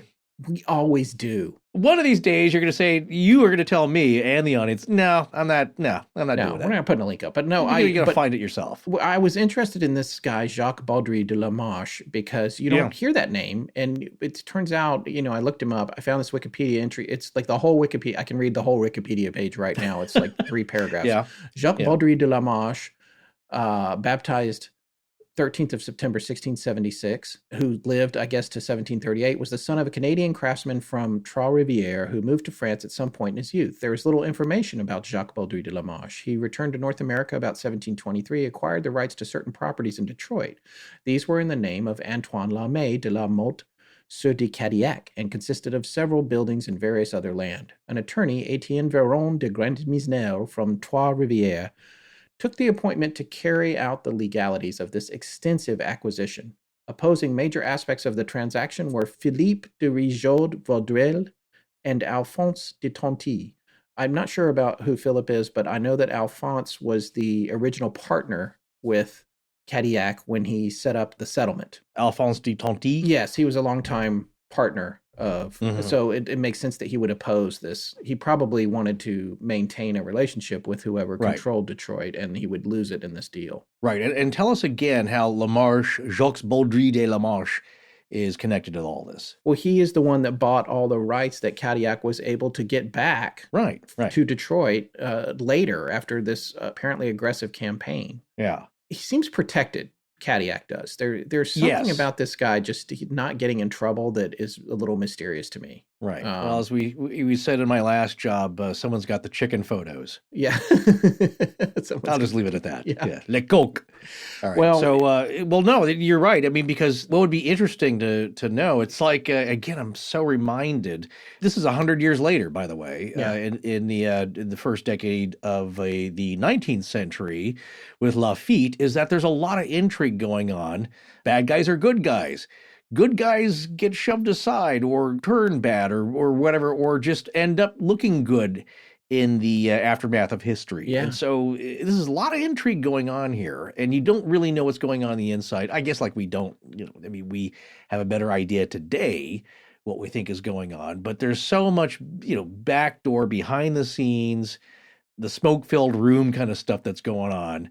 You just wonder, how history shakes out, really, that we all don't really know about. Yeah. Except for the inside baseballers here. Yeah, this is a good lesson in second-guessing everything you read, because you're not going to get, it's like they joke about history's written by the winners. It really is. And I came across more than a few websites in our research for this that said that Cadillac was considered a hero until a more liberal approach to history and dismantling revisionist history started to emerge in the 1950s. And then you began to hear the truth of his background. In terms of looking at the history of this legend, we don't have a ton to fall back on, because the story of Le Nain Rouge seems to start with Antoine de la Mothe Cadillac. But surely there is more to this story than a fortune teller entering a party and creating the Red Dwarf. I mean, every story's got to start somewhere, but 9 times out of 10, as we can tell you, the story is derivative of a pre-existing bit of folklore, and there's no reason not to think that's happening here too. Turns out it might be. So again, going back to Rue, one of our researchers in the Astonishing Research Corps, she found some fascinating information here. And, the first thought about all this is that there has to be a connection to First Nations folklore. And we're going to talk about that in great detail here in a few minutes as we discuss the more current view on Le Nain. But before we get to that, look at this reference Rue came up with just in a few short weeks of research, and again, so take it with a grain of salt, but this is the earliest printed reference online of Le Nain Rouge by that name, and it's not from North America at all, but the Normandy region of France. And this is an interesting source from October of 1881. And this is where I want to bring up a point.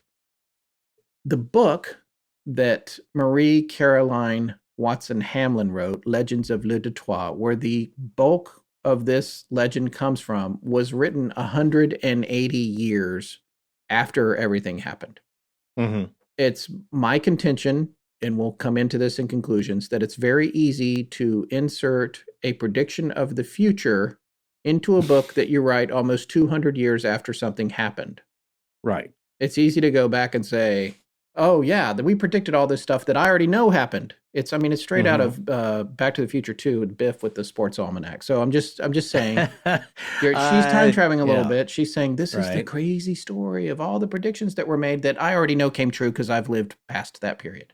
That's all I'm saying. Right at this moment, I'm trying to remember if something in the telling of Hamlin's account where she, not, I wouldn't say admits, but because, this is not Hamlin making the prediction. This is the fortune teller. She invented the fortune teller. Hold on. Just hang with me here for a second, because that's not really what the question is about. This is more of a narrative. You could call it the fictional question here to you, is that I can't remember if there's one part of it, I'll have to go back here, where Hamlin says, well, this part didn't really come true, but the rest of it did. And I'm kind of flipping through my copy of the book here. Oh, yeah, I think this was the line here, which I thought was, it's a good little bit, if it is totally all fiction. It makes you wonder. Hamlin says, yes, Cadillac christened for Pontchartrain, the 26th, St. Anne's Day, with a big ceremony, clerical ceremony, was the first founding of the church. The first church west of the Alleghenies was laid. There was a stockade. It started to come together, is what she's saying here and summing up. And then St. Louis Street was laid out in line with the barracks for the troops. Houses were constructed of rough-hewn logs. So it's like the founding of every western town that at least in my part of the woods, you're familiar with. And she ends it by saying the fortune teller's prediction, or at least part of it, was verified. This is what I'm saying. It's a little bit of a get out of jail, a bit of a narrative license here where she says, well, look, the fortune teller's, her prediction, at least for that part of it, is verified. I'm not saying it all is. I just thought it was a nice touch there for her. She's not saying, like, everything the fortune teller said was true. Yeah, I think she's a skilled writer. Yeah, I don't think she's not a good writer, but I think she's also, it's like me going back and predicting the mall that I know was built 10 miles from my house here. I know what year it was built, and I could write that there was a fortune teller at a party 3 years before it was built who said that the mall was going to be built. Yeah. It's I'd be way more impressed if she had written this and published it before it all happened. Right. Well, see, I don't know if you want to talk about this now. I might as well get out of the way because I'm certainly going to forget here as we pass on. It's like, okay, well, the thing that struck me at the first reading of this passage and of the predictions here was that, of course, according to Hamlin in 1883, she's taking as the history that his city would fail or come upon some very rough, violent times. All of that stuff happened before she wrote the book, though. Yeah, but here's what I'm saying is that's what I'm saying. She's just, before thinking about that, Scott, what I'm saying is as soon as I read that, it's like, oh, is she talking about like early 90s Detroit? Because it had risen to a degree which he would not imagine, and certainly it did in her time, and that's what she could be talking about. But Detroit becomes the fourth largest city in America, the hub of automotive manufacturing, Motown, all these great things about a terrific American city built up so high, and then come crashing down to where it files Chapter 9. And goes bankrupt to a degree. And, you and I were talking about this before we started the research, or during it. It's that, we've both worked with film crews, and I had one go out, and I used to work a lot with automotive sales training. And so Detroit was a real hot spot. Cobo, the convention center there, a lot of events happen, and people who weren't familiar with Detroit in that era were freaked out because you go downtown and a whole skyscraper was boarded up. they were just like, what? How could it fall into such ruin? So getting back to my point here with the prediction is that, yeah, it would be very easy for her to say this and like, well, most of it came true or most of it's verified. And the few details they're not important. But was the prediction so much grander and so much truer in the 20th century? Well, I mean, it burnt to the ground twice, Right. both times prior to her writing the book that she was quite familiar with. Burnt completely to the ground, the whole entire city. To me, that's as catastrophic as what happened in the 90s. And it's, because at that point in that scale, when you think about the Great Fire, which we're going to talk about here in a minute, that happened in 1805. She would have been well aware of that. And so when you look at the population of Detroit in 1805, when the fire happened, I think it was only 600 people, but it was the entire town. I'm sure there was continued strife in the ensuing years between 1805 and 1883. It's hard for me to connect it to the downfall that Detroit had in the 90s. Yeah, no, I see what you're saying. I think for me, it's like you look at other cities where massive devastation happens, certainly the Great Chicago Fire, the San Francisco earthquake of 1906. And I think when there is inherent prosperity or means of that in the area, these places get built up again. You know? And yes, now Detroit is seeing a comeback. It's crawling back from, the financial ruin. And things are happening, as we both saw when we went to Macomb County Community College. Great places that are really trying to come back from it. I'm just wondering, again, trying to line this up, and this is strictly from a prediction. We haven't even talked about the scrying part yet, of just somebody making a prediction. And like I said, this happens quite a bit too, just in fiction. Of course, now the big trope is like, look how many times The Simpsons predicted the future. It's like, some things are similar. Some things are right on. It's not totally spot on all the time. Well, all you need is cynicism and several hundred episodes, and you're going to predict a lot of things. Well, that's what I'm saying. That's what comedy writers do, right? Writers. I mean, look Somebody at Idiocracy. Who is astute. We're living it. Yeah. I'm not yet pooping in my easy chair waiting for online beer to come out of a tube, but I just have that dream. Yeah. Maybe one day. But here's my point. It's like, it's interesting to make these predictions about the founding of a city that, yes, as you said, at this time, it's over 150 years old. Could she see the nature of it if it was based on a true thing? Because what I'm getting at was, I think the prediction and the setup of the story of the fortune teller, maybe those were real people that were there, the actual names, but there was no fortune teller that came by.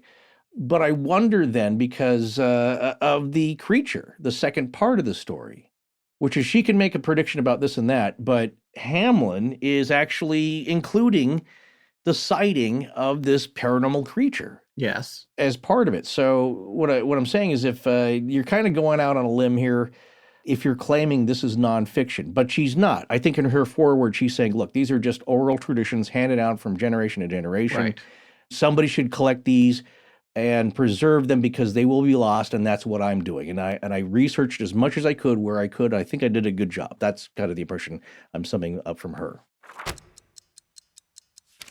Hey, man, I'm noticing here on Zoom that the guest bed behind you is unmade. You're not sleeping in your office again, are you? Well, when you wrap at 3 a.m., you gotta Elon Musk it up in here. I mean, we didn't finish until super late last night, and I don't like waking Emily up, coming down to bed super late, because sometimes she can't get back to sleep. Well, at least we got another show finished, Mr. Musk. I guess you're lucky to have your office in a guest bedroom, so you can just wander over and climb into bed after hours of us blabbing on. Well, yeah, it is nice, and it's just a few steps right over there after I'm exhausted from blabbing all night. But you know what else? This bed up here in our guest bedroom, it has a purple mattress and a purple pillow on it. And I'm not talking about the color. I'm talking about the manufacturer. Oh, yes. I know exactly what you're talking about, and I fully approve. Well, our mattress in our master bedroom is a memory foam type mattress, which is different from Purple's stretchy gel. It's a different brand, and having both brands in the same house is the ultimate taste test, man. It's like, I got to tell you, with Purple in the game, though, it's no contest for me. Oh, absolutely. Well, it makes sense, frankly.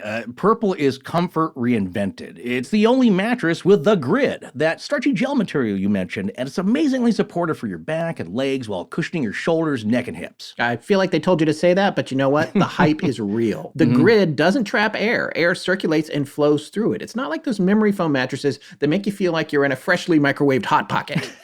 Hey, it got me through a hot LA summer. Look, man, I'd much rather sleep in my master bedroom, but if I've got to stay up late and hit the hay right after work, you honestly can't beat Purple. And the reality is, I'm about to replace the mattress in our master with a Purple mattress too, because I'm over that other brand, frankly. Purple is cool, it's comfortable, and on top of that, I have some lower back issues, as you know, and I kid you not, after a night on the Purple mattress, they are virtually non-existent in the morning. Purple really is the most comfortable mattress out there, and right now, you'll get 10% off any order of $200 or more. Go to purple.com/AL10, that's the number 10, and use promo code AL10. Again, that's purple.com/AL10, promo code AL10 for 10% off any order of $200 or more.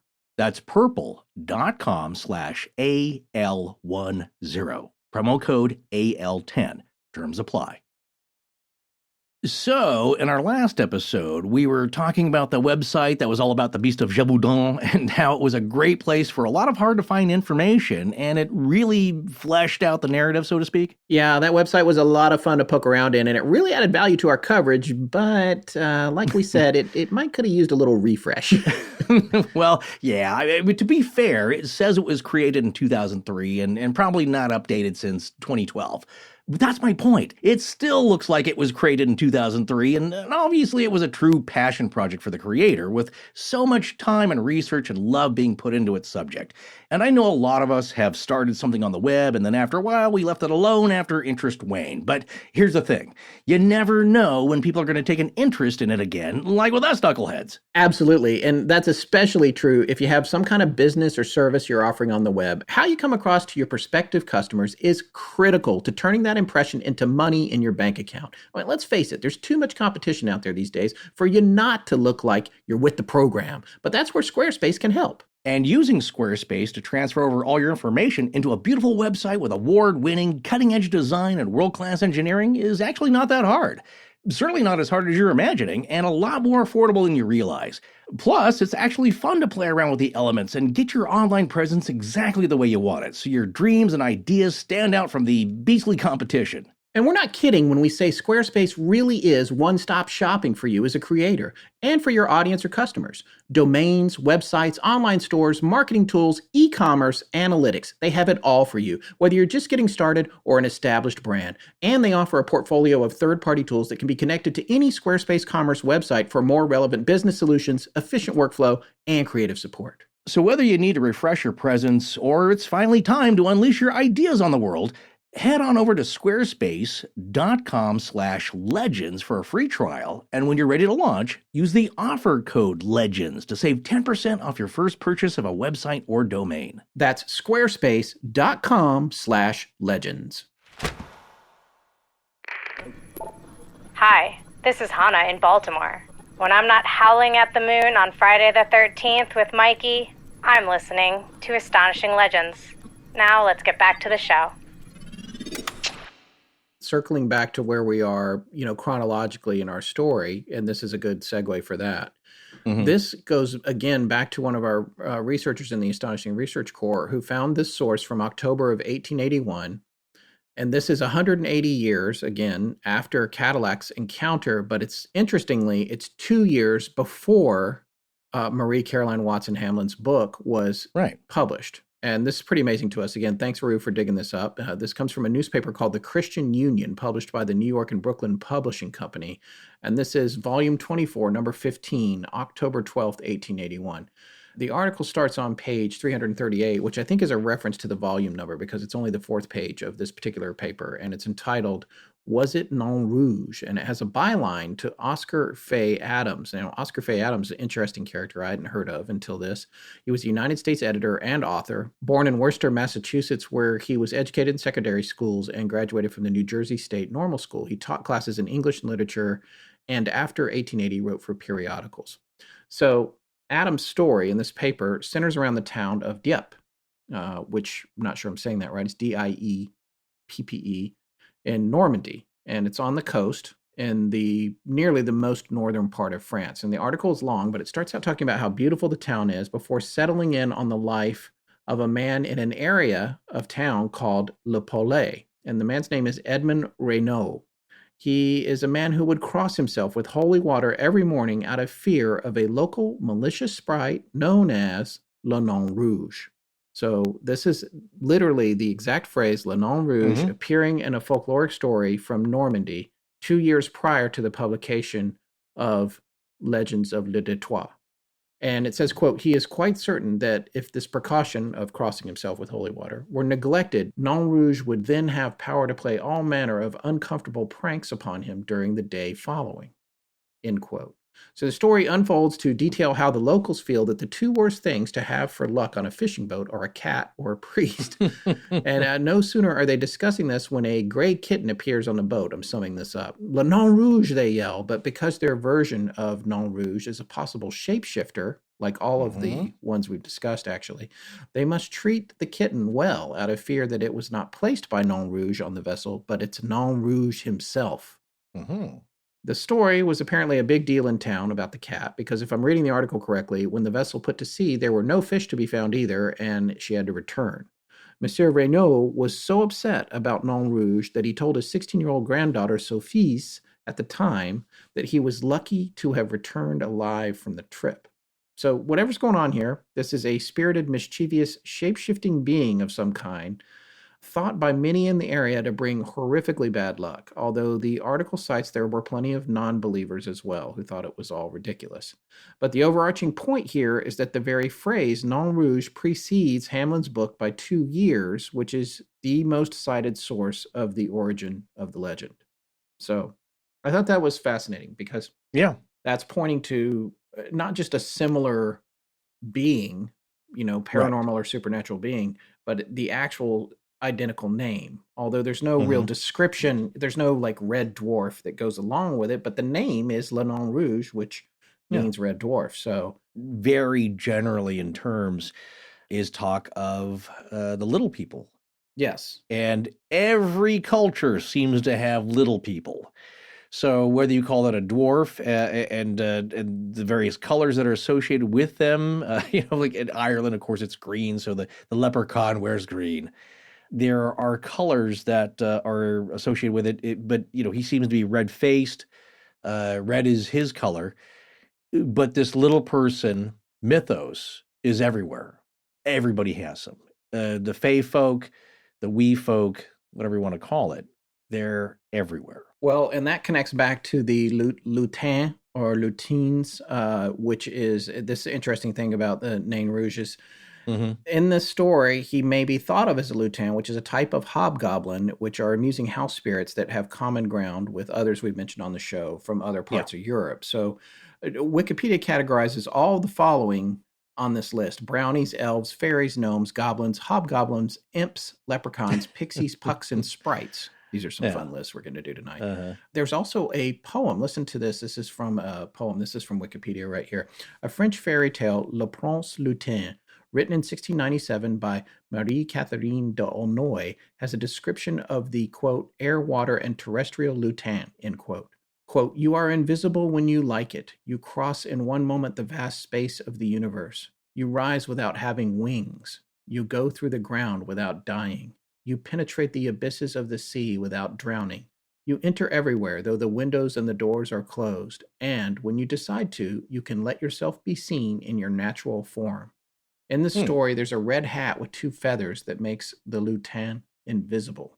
It sounds interdimensional, of course. Yeah, I mean, I love that. That's a lot of power right there. Now, this is obviously a huge category. We're going to let it rest here, but I want to read this one section from one of my favorite books in my astonishing private collection here. Chambers' Dictionary of the Unexplained, published in 2007 by Chambers Harrop Publishers in Edinburgh. On page 340 here, I just wanted to read the entry for imp, because that's what he is most frequently called. Yeah. An imp is a small demonic spirit. The name comes from the Anglo-Saxon imp, I-M-P-E, meaning a young shoot or sapling. Imping is an old agricultural term which refers to the technique of grafting, with the new bud being called an imp. So that in the supernatural sense, an imp is quite literally considered to be an offshoot of Satan. Imps are the smallest and most minor of demons in mythology and superstition. They are described as dark creatures who can assume different forms, and according to some accounts, they are so desperately lonely that they always go around in pairs or groups. In later folklore, the distinction between these demonic beings and other small mischievous spirits, such as goblins and bogles, became blurred as Puritans and other religious groups came to regard all types of fairy as manifestations of Satan. At the time of the witch trials of the Middle Ages, many believed that witches kept imps in animal form as their familiars. The most famous imp in British legend is probably the Lincoln Imp, a little demon who was said to have wreaked havoc in Lincoln Cathedral, dancing on the altar, tripping up the bishop, pushing over the dean, and teasing the choir. The cathedral's guardian angels came to the rescue, turning the imp to stone and placing him high above the angel choir. At the top of one of the columns, his little figure, only about 30 centimeters or 1 foot high, still sits there with one leg across his knee, laughing wickedly, and is a great tourist attraction. It is considered something of a challenge to find him. He is regarded with great affection and has been adopted as the unofficial symbol of the city. So it's sad. I think you felt bad for them they were so lonely they had to go in pairs. Yeah. Look, they have a lot of different powers, if you want to believe that. And I don't feel too bad for people or beings that have a lot more freedom and mobility than I do. Well, there's a lot of other events connected to Nain Rouge, and we should talk about those because it's not just about the encounter that Cadillac had. There's other stuff as well, and we want to turn to this book by Charles M. Skinner, Montgomery Skinner, called Myths and Legends of Our Own Land, which you can get on a Kindle. I have it, but you can also find it in print. It's a fascinating book. Skinner himself is a legend in the business of documenting legends. We've mentioned him before on the show. He published collections of myths, legends, and folklore found inside the United States and across the world. He hoped that America's progress would transform the nation's few legends into few but great ones. Quote, as time goes on, the figures seen against the morning twilight of our history will rise to more commanding stature, end quote. So pretty interesting guy here. And here are some excerpts of his short mention of Nain Rouge in Myths and Legends of Our Own Land, Volume 6, originally published in 1896. 13 years, by the way, after Hamlin's book, and again, 15 years after Oscar Fay Adams' article on Nain Rouge from Normandy. And this is very eloquent here. Among all the impish offspring of the stone god, wizards and witches that made Detroit feared by the early settlers, none were more dreaded than the Nain Rouge, or demon of the strait, for it appeared only when there was to be trouble, and that it delighted. It was a shambling, red-faced feature with a cold, glittering eye and teeth protruding from a grinning mouth. Cadillac, founder of Detroit, having struck at it, presently lost his seigneury and his fortunes. It was seen scampering along the shore on the night before the attack on Bloody Run, when the brook that afterward bore this name turned red with the blood of soldiers. People saw it in the smoky streets when the city was burned in 1805, and on the morning of Hull's surrender it was found grinning in the fog. It rubbed its bony knuckles expectantly when David Fisher paddled across the strait to see his love Solange Godet in the only boat he could find. A wheelbarrow, namely, but was sobered when David made a safe landing. It chuckled when the youthful Bloods set off on Christmas Day to race the frozen strait for the hand of Buffer Beauvais' daughter Claire, but when her lover's horse, a wiry Indian nag, came pacing in, it fled before their happiness. It was twice seen on the roof of the stable where that sour-faced, evil-eyed old mumbler, Jean Beaugrand, kept his horse Sans Souci, a beast that, spite of its 100 years or more, could and did leap every wall in Detroit, even the 12-foot stockade of the fort, to steal corn and watermelons, and that had been seen in the same barn, sitting at a table playing 7-Up, which is a card game, with his master, and drinking a liquor that looked like melted brass. Speaking of which, I'm very fascinated with Sans Souci, and I've put together a section of information on him. It is too much for this episode, and that will be something that we will record and release exclusively to Patreon. But this horse drank liquid brass, come on, and jumped 12-foot walls and was over 100 years old and played cards. Well, of course, the card playing just goes with the territory. But what's interesting here is that it doesn't really have a direct connection to Nain Rouge other than it was sitting on its stable. Yeah. Nain Rouge is sitting on Sans Souci's stable, and that's it. Yes. I love how the horse part here, this amazing horse, is just a side note Yeah. to the exactly. the Nain story. That's what I love. All right, so I'm going to read another little excerpt here. I'm skipping down a bit. The Nain Rouge may have been the lutin that took Jacques L'Espérance's ponies from the stable at Grosse Pointe, and leaving no tracks in sand or snow, rode them through the air all night, restoring them at dawn, quivering with fatigue, covered with foam, bloody with the lash of a thorn bush. It stopped that exercise on the night that Jacques hurled a font of holy water at it.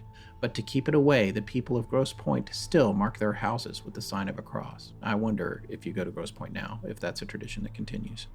One other interesting little anecdote here. There was a suspicion that the Non Rouge had power to change his shape for one not less offensive.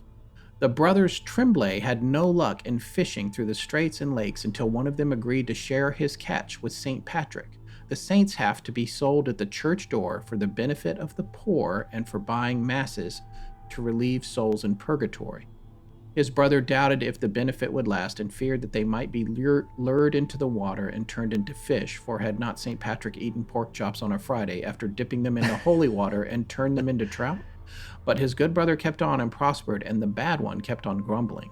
Now at Grosse Isle was a strange thing called the rolling muff that all were afraid of, since to meet it was a warning of trouble. But like the feu follet, which is the will-o'-the-wisp, it could be driven off by holding a cross toward it or by asking it on what day of the month came Christmas. The worst of the Tremblays encountered this creature, and it filled him with dismay. When he returned, his neighbors observed an odor, not of sanctity, on his garments, and their view of the matter was that he had met a skunk.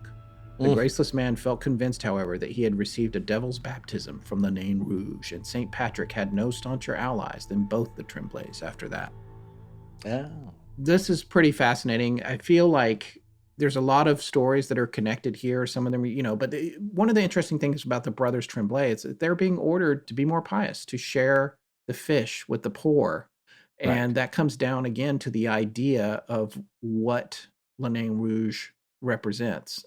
Why is it there? And we should talk about the fire in 1805. That is a big part of Detroit's history, and Le Nain Rouge was connected with it. On June 11th in 1805, a fire started in the city that would burn down the entire city. It was thought to have begun in a local baker's stable, and rumors had it that some ashes from a pipe started it, but was never officially confirmed. There were 600 people living there at the time. No fire department, no firefighting equipment of any kind. They tried to put it out with a bucket brigade, but that didn't work. The town was gone by the afternoon. However, not a single person died. Quoting from Watson's book, Legends of Le Détroit, there were many, however, who asserted that they saw the dreaded Non Rouge, the traditional fiend of the fort, on the roof of the barn just before it fell in, and that he grinned and chuckled as he did on the day the old French flag was hauled down. I would guess that would be another sighting from when New France was handed over to Britain. So I guess he must have showed up to laugh about it based on that line. Yeah, of course. However, the city was determined to come back after the fire, and a territorial judge in the region created a street plan based on Washington, D.C.'s radiating spokes of a wheel design, which was designed by Pierre-Charles L'Enfant, a French-American. When you look at today's flag of the city of Detroit, which we have an image of in our show notes, you can see two women in the center, and the one on the left is weeping over the town's destruction from the fire, and the one on the right is looking forward to a stronger, brighter city that will be built to replace it. In fact, the Latin on the flag, as well as Detroit's seal, according to the Detroit Historical Society, was declared by Father Gabriel Richard of St. Anne Parish, the one established by Cadillac, by the way, and it reads, Speramus Meliora Resurgit Cineribus, which means, we hope for better things, it will arise from the ashes. So, the fire is one of the biggest things connected to Le Nain Rouge. There are modern accounts here, and I'll thank Rue again and the Astonishing Research Corps for finding this at a website called Model D, which is a Detroit-based publication. Quoting, one theory that seems to be supported by several of our, these folks call them dwarf spotters, is that there's every chance that the Non Rouge's particular brand of mischief has been, to put it in the parlance of the corporate world, downsized. This is from an article on Model D published October 25th, 2005 by Chris Handyside. I forgot to give the byline, so I wanted to. October 25th, 2005 by Chris Handyside. Listen to the chilling report from a reader who prefers to go by the handle Roctimus Prime. Quote, "You're not going to believe this, but I don't know who else to tell. Anywho, my buddies and I were coming out of Lafayette, Coney Island at like 3:30 this morning. Go Wings! And this thing comes jumping out from the shadows and does this kind of half-hearted woo yell. It was this little man, maybe a really weird kid in a devil suit. He stunk though, like at men's room after the game stink. Well, we just started laughing at him, threw him a handful of change, got in our car and went home. I didn't put two and two together till the next morning that he could have been that Nain Rouge guy, spelled N-I-N-E. Man, that's creepy." And then there was another one on that page that said, "Tipster Angels Rock sends an account of a stinky, hairy, very, very short dude with a strange hump in the back of his ill-fitting Zubas waiting online to volunteer for the annual Angels Night Citizens Patrol, only to be turned away when he found out he needed a driver's license to lend a hand to the cause." Mm-hmm. So I guess that's to kind of a guardian angel position. So he showed up. Mm-hmm. The Red Dwarf, Nain Rouge, showed up to do a citizens patrol to protect people in the city, but couldn't get the gig because he didn't have a driver's license. Well, at least he showed up. That's half the battle. You know what I'm saying? This is interesting too, because this first time I think in all the stuff we came across where somebody talks about it being stinky, hairy, short dude with a hump on his back. Right. What's strange about that is just yesterday we got an email from somebody about a short, hairy dude, right? Yeah. In one of our Legenders Lounge chats here, which are so much fun, when we have the time. That's something that happens on our private Facebook group. It's just basically a Zoom meeting between some listeners who want to get to every now and then. And yeah. We were asked, is anything weird happen? Is there any kind of weird synchronicities and coincidences? And I said a lot of it, other shows, friends of ours, who do shows like Adam and Matt from Graveyard Tales. We've not talked about it, of course, but we come out with similar topics, releasing them around the same time that we didn't plan. Obviously, it was going on behind the scenes, or it's a lot of that old chestnut synchromysticism or mystosynchronism. Yes. It's the first one, sorry.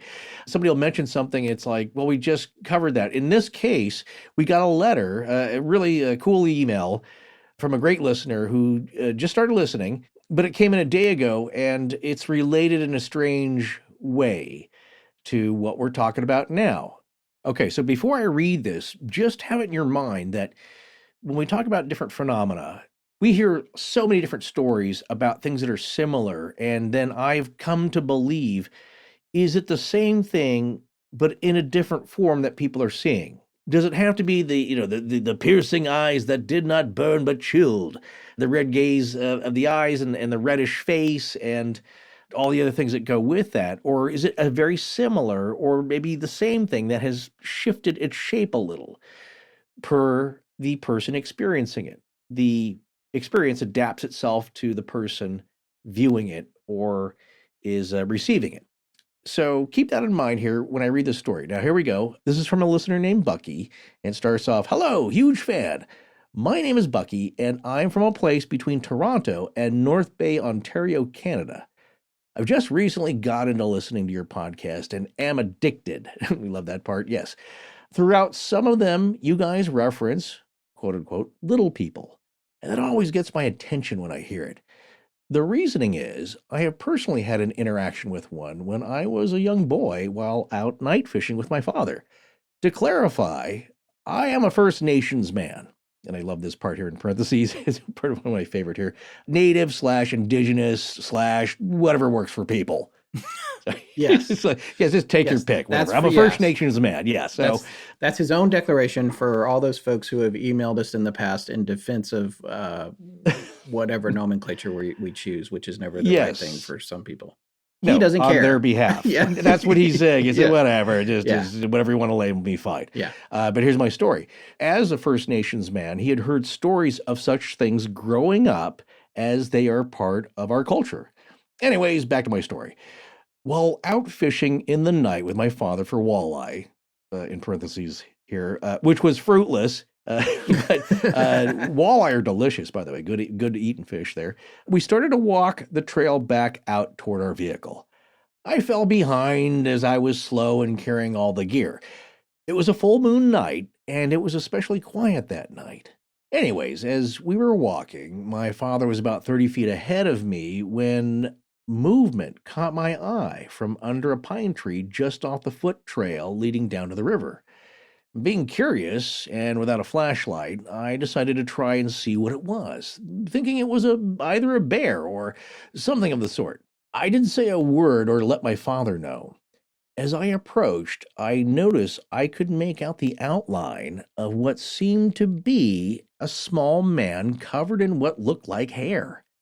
I couldn't believe what I was looking at. And as I strained my eyes to focus on what I was seeing, it was looking right at me. Startled, I jumped back and a little man scurried off down toward where we just came. We were the only ones in the woods that night, as far as I know. Years went by, and I never told anyone about what I saw because I couldn't think of a rational explanation. Anyhow, a few years later, my great-grandmother, for some reason, told me a story of her son, my great-uncle, who used to play with what he called the little people. The little people down by the river behind her house. She never thought much of it until she went down to collect some cedar for tea, and that's when she told me she found small fireplaces built of rocks and small foot patterns in the wet mud on the banks of the river. Again, she just figured it was her son playing. At this point, I began to shake, and my heart sank. "I saw one," I said to her, and all she did was smile. I, obviously confused, asked why she was smiling, and she said, "That's good, because it means they're looking out for you." My great-uncle became a medicine man later in life, and he never really told me about his experiences with them. All he told me was that they watch over some of us, and that they are good spirits. When I got older, I went to a ceremony to receive my spirit name, and surprisingly, it was Little Water Spirit Boy, and was Really? told the... Yeah. Wow. Yeah, it's an awesome email. I'm telling you, man. That's why I pressed you to read this. Yeah, no, it's amazing. I know. I think It's I forgot cool. that detail, though. That's amazing. No, it's all coming together here. But here we go. There's a little more to it. Well, anyway, he was told the water spirits would watch over me for the rest of this life. And he goes on to finish here. I know this doesn't seem like much of a story, but I figured I would share, as this is really the only time I've spoken about it outside of my great-grandmother, uncle, and my dad.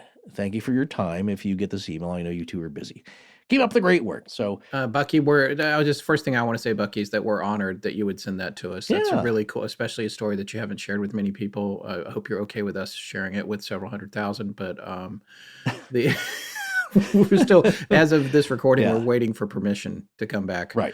That's a really, really cool story. And you do wonder about these connections and the little people and all of that stuff. And we just had a request also by email, I think in the past couple of weeks, somebody saying, when are you going to cover these little people and fairies? And we did. Yes, we did. Yes. Yeah, the Fae folk and all that. Yeah. See, we read the emails. Yeah, I know you don't think it, but we do. Well, there's a couple of things that I wanted to ask you about, Scott, when I read this, because I know you skimmed it as we got it in. I said, well, don't worry, I'd like to read this one, and saved it. So you hadn't really focused on this one, but it's just that it's a small humanoid covered in hair kind of creature. Yeah. I wondered, he hasn't responded yet, but I wondered if Bucky thought that this was maybe a juvenile Bigfoot or Sasquatch.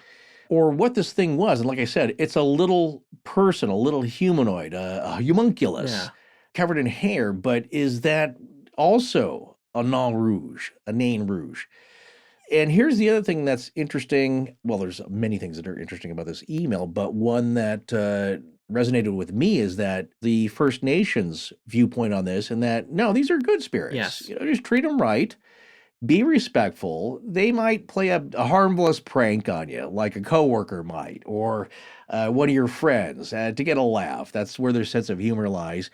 But if you treat them right and respect them, they'll help you out. The other thing I wonder too is, like, if you and I were there, would we even be able to see them? Are they in this plane or not? Yeah. Or maybe they're on this plane, but you have to be have a spiritual eye open to even see them there, Yeah. as opposed to a literal physical object that anyone who's looking can see. You know what? There's a lot going on here because people fall back into these old chestnuts over and over. And we've certainly had lots of comments directed to us saying, like, well, you know what? The only people that really experience this stuff, they're really religious. So, these spirit attachments, whatever, like, you got to be Catholic to experience that. And I have to say, no, you don't. We get a lot of emails from people saying, like, hey, you know what? I was atheist or I was agnostic, and man, this happened to me and I'm freaked out and I don't know what to think about it. Because here's the thing, it doesn't care what you believe. It just happens sometimes. And as we can attest firsthand, sometimes when you're a little disrespectful, that's who it's aimed at. And in the story of Cadillac, he was setting himself up for a fall. And what did he do when he encountered that? Well, that's the part where you got to make a choice. Are you going to be a decent person and maybe just say, like, how do you do, monsieur? And let it pass? You don't have to bow down to it, but you don't thwack it with a stick. Yeah. And you can look at it this way too. We haven't talked about this yet as far as our conclusions, but it's also a fable of sorts. And a lot like the Native American traditions of the American Southwest or the trickster coyote, where you are challenged. What kind of person are you? If this happens to you, you see this, how are you going to react? As a decent person with charity, or are you going to be a jerk about it? And if you're a jerk about it, then you suffer the consequences and you get what you asked for. So that's what I loved about Bucky's email here anyway, in that, yeah, it was nothing to be feared. And he's little water spirit boy. That is, he is somehow connected to this spiritually. And his family is just like, yeah, just a part of life. And we see them and we're not afraid of them. But getting to your point, though, as far as like being able to see them, I think, again, I'm going off of people writing emails and maybe they're all just putting us on, pulling our leg. But we've had some emails where people did not believe in this stuff, and then they saw something totally unexplainable, and it rocked their world. Yeah. And now they don't know what to think. And like I said, it happens to people on both sides of the belief fence. Indeed. Cutting back into our outline here, and we are getting closer to the end of the show. Yes. I did want to mention that there is apparently a protector for the city of Detroit against Nain Rouge. And this is I couldn't find this in many places, but this is from a blog entry in June of 2013 by a blogger named EEBELZ Ebelz. And the blog is called The Sound, a blog about poetry, God, and Detroit in no particular order. And Ebelz mentions this defender against Nain Rouge of the city, which is apparently the spirit of a statue erected in the late 50s. Now, I know it's odd to cite a blog on this, but this is recent history kind of stuff. And this is how legends evolve. So we want to cover it because all these factors go into how this story gets told going forward. The other thing that's interesting here is, and this is the elephant in the room when it comes to the Nain Rouge, is that there is a suggestion of racism here. And this actually covers that. And we're going to talk about that a little bit more going forward here. Quote, it has been suggested that Nain Rouge was a manifestation of racism against the red man or Native Americans. The recent sightings in which the supposed Nain was seen busking, breaking into a car, or mumbling by a Dutch girl could reinforce that theory. The racism being transferred to African Americans and the homeless poor. It's hard to tell from anonymous email accounts. And then he specifically cites the Model D form that we just read those accounts from, because those are anonymous things coming in. And what they're saying is that there's an implied ongoing possibility of racism there. And that'll come up again before we finish the show tonight. Another thing that this mentions is the defender of Detroit, which I made reference to a few minutes ago. Detroit is not defenseless against its demon, however. Historically, the Nain Rouge was seen being chased by the spirit of early Detroit resident Pierre Livernois, a.k.a. the Spirit of Detroit. The statue, known as the Spirit of Detroit, is located in front of the Coleman A. Young Municipal Building, a.k.a. City Hall. It was actually never named, but given his popular name, he can be identified with Livernois, shining the light of God on a family meant to represent all human relations. Maybe the Nain Rouge is now warded off by this statue. It was dedicated in 1958, but there wasn't email back then, and Detroit is rather large. It could be the Nain didn't stumble upon it until much later, when, let's say, he was so scared he ran up a utility pole, because that's another reference. That is one of the accounts. Yeah. Yes. But looking at the statue from Wikipedia, this is what it says about it. The Spirit of Detroit is a monument with a large bronze statue created by Marshall Fredericks and located at the Municipal Center. Cast in Oslo, Norway, the 26-foot, 9-ton sculpture sits on a 60-ton marble base. In his left hand, the large seated figure holds a gilt bronze sphere emanating rays to symbolize God. The people in the figure's right hand are a family group symbolizing all human relationships. Fredericks did not originally name the sculpture. The name actually came from the citizens of Detroit based on an inscription from 2 Corinthians. Now the Lord is that Spirit, and where the Spirit of the Lord is, there is liberty. 2 Corinthians chapter 3, verse 17. There's no mention, though, of the statue being named Pierre Livernois, nor chasing le Nain Rouge. Livernois is a prominent street in Detroit, but it was not named for Pierre. In fact, quote, Livernois Avenue was named after Francis Livernois, a French farmer who resided in the area during the 18th century. So this seems like a very thin, sort of new part of the legend, that the spirit associated with this statue, which they often put jerseys on when the teams are in the playoffs, I guess that is supposedly chasing off Le Nain Rouge, but I'm not sure. Hey, everyone. I know most of us still aren't going out much, let alone traveling out of town because of the pandemic. So we're not really thinking of having to protect our homes and families while we're away. But that's going to change here soon, and we're all going to want to get out of the house and stretch our legs. And we don't want to scare you, but another unfortunate side effect of COVID is, and you've probably seen it in the news, is that crime is up, like brazen crime. Yeah, like way up, sadly. And we're also not thinking of needing protection while we're at home and sleeping. Well, there may not be much we can do to stop shadow people from getting into our homes and standing at the foot of our beds, but there is something you can do to keep out everybody else, and it only takes about 30 minutes, because that's how easy and quick it is to set up a security system from SimpliSafe. Yeah, most people are doing something else while listening to us, so you could be protecting yourself and your family right now, way before we even get to our conclusions, or even long before Forrest finishes one of his rants. Well, that's also sadly true, but a good thing for those who never want to worry about a break-in at home again.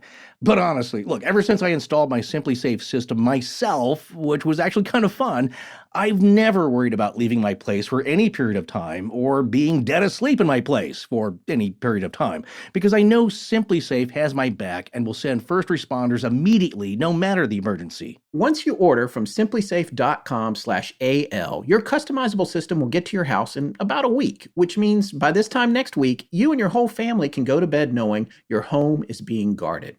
Look, it's easy to assume everyone in your house already feels safe, but they might not, and it's worthwhile to talk about it. And SimpliSafe is a small, easy step to take to make sure everyone feels safe at home. And all you have to do to get that safety and peace of mind is go to simplisafe.com/AL today to customize your system and get a free security camera. You also get a 60-day risk-free trial, so there's nothing to lose. That's simplisafe.com/AL.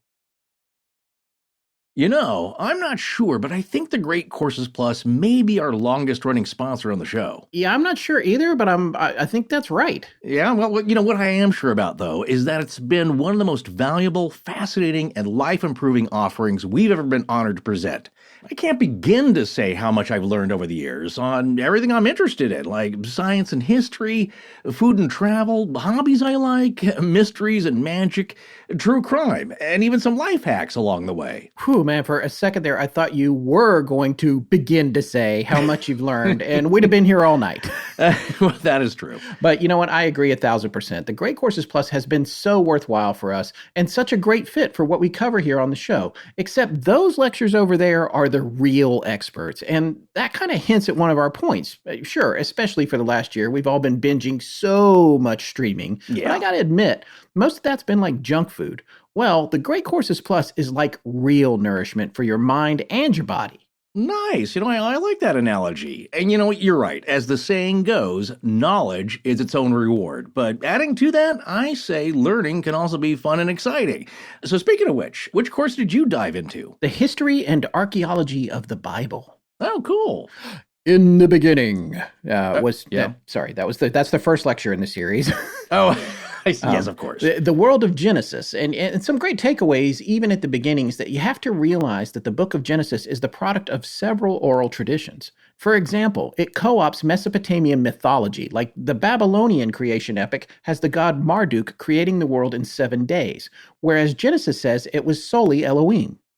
The Tree of Life symbol appears in Sumerian, Babylonian, and Assyrian cultures, and a serpent that steals a plant of immortality appears in the Epic of Gilgamesh. We've talked about that before, along with the Great Flood motif appearing in the Epic of Atrahasis and Gilgamesh, where the gods decide to destroy mankind, but a hero is told to build a boat and put all living creatures on it. And get this. The Sumerian king list from around 2100 BCE lists kings before and after the flood. So it's fascinating to understand the events of the Bible in their historical context and how they're revealed with archaeology. That's everything I love there, and I'm totally intrigued, and I can't wait to dive in, too. And it's time you started feeding your brain with something other than candy, so we want you to try the Great Courses Plus for yourself. We know you're going to love it. So right now, our listeners can get a free trial plus get $30 off when you sign up for an annual plan. That comes out to just $10 a month. Yeah, show your support of this show and sign up now through our special URL, thegreatcoursesplus.com/legends. Take advantage of this great offer now. Go to thegreatcoursesplus.com/legends. Et nous sommes de retour. Oh, Et nous sommes de retour. I can't follow it. I should be able to understand it. What did you just say? Oh my God. Well, if you can't understand, I just De la I tour? screwed it up totally. What was it? Here we go. Et nous sommes de retour. And we're back? Yeah, well, you should have guessed. That's the first thing I say with every show. I haven't written the housekeeping yet, so I didn't. Oh, I see. Yes. that's not written yet, so I'm not ready to do that. Oh, I was see. starting the actual Wait. show. Oh my gosh, that's Yeah. hilarious. Yeah. No. There's no housekeeping. It's 3 lines. You thought that was housekeeping? No, I was hoping. It's like, okay, let's get started. Yeah. Well, Scott sent me an article just today, and it's from the Detroit Metro Times, written by Lee DeVito, called The Legend of Detroit's Nain Rouge. Rising Nain. Something like Raising Cane or Raising Nain. Yes, So, Raising Nain. That's the subtitle, but very well done. And it goes through not just the legend and how it's celebrated today in Detroit, but where that came from and a little bit of the history. And we spotted somebody in it that we had heard of. It talks about some of the earlier cases, one including the utility pole. Let me read this one excerpt. This is pretty funny. Some say the dwarf could be seen before the 12th Street riot in 1967. And as recently as 1976, it was reported that 2 DTE workers spotted what they thought was a child climbing a utility pole before a particularly brutal snowstorm crippled the city. That's possibly the most recent Nain sighting. DeVito's article, though, is mostly about the parade that has only recently evolved in Detroit in honor of Le Non Rouge. It's called the Marche du Non Rouge, and it only began in 2010.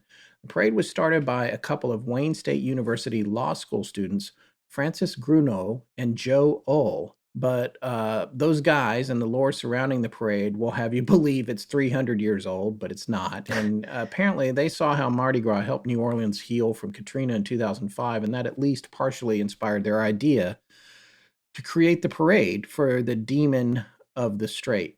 Quoting the article again, Grunow and Ull envisioned a new Mardi Gras type of event for Detroit, which would feature a parade of people dressed in disguises so as not to be recognized by the Nain, driving out the Red Dwarf, ushering in a new season of change. Now, to their surprise, with the first time they did this, hundreds of people showed up the first year, with the event culminating in burning an effigy of the Nain.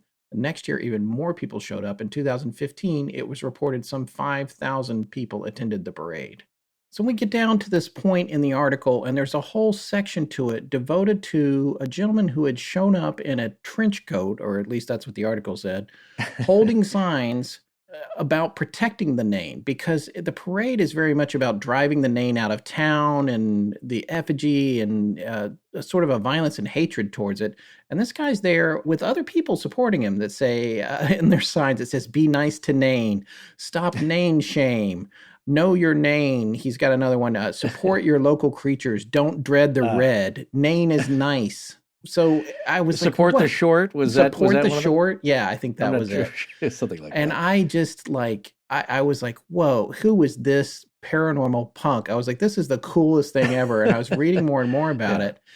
And it turns out that it happens to be an acquaintance of ours who I would now call a friend named John E.L. Tenney. And Mr. Tenney is a tour de force in the paranormal community, appearing frequently on numerous podcasts. He's a lecturer. He's traveled. He's an expert on all things paranormal, cryptids, UFOs, all around. We've been wanting to have him on our show for a long time. He's frequently been on Rob Christopherson's show, Our Strange Skies. He's also frequently on Ryan Sprague's show, Somewhere in the Skies. You can find him in lots of different places. And I was like, oh my God, we know this guy. In the middle of, after doing like this really intense research and trying to put this outline together, come across this article, and here's a picture of John E.L. Tenney standing there. And I immediately thought, and this literally was earlier today as we're recording this, I thought, we have got to talk to him. We have got to talk. This is finally the perfect reason to have him on. And I sent him an email hoping he could come on and talk about how he's showing up to protest the treatment of Nain Rouge. And apparently 15 minutes was not enough of a warning to get John over here. No, I'm here. Oh, nice. My goodness. That's awesome. From the ethers. God. Yeah, consider it was a same day request. I can't believe it. Well, so John, why don't you tell us a little bit about you live in this area, right? Yes, I'm born and raised in Royal Oak, which is about 11 miles outside the city of Detroit. What's your take on Nain Rouge and the development of how he's been seen over the years, and more specifically, what's going on with this parade and the ongoing, I guess, evolution of the legend for that area? The first time I had ever heard about Detroit's Red Dwarf was in the mid-90s. And it was a little scary, spooky monster legend that was passed around in paranormal circles and at supernatural meetings, when groups of witches would get together. And especially if you went to metaphysical conventions where there were psychic fairs and stuff like that, people would talk about, oh, Detroit has, this little red devil. And I actually worked with Channel 4, our local NBC affiliate, on this Haunted Detroit segment. And I researched the Red Dwarf for them. And it got cut down to a real spooky, the information I gave them did not make it on air. They did not use a whole ton. It was maybe 30-second segment in the total of a 30-minute program. Right. And they had a hooded person with a red face and glowing eyes. And I think that was in 98 or 97 or 98.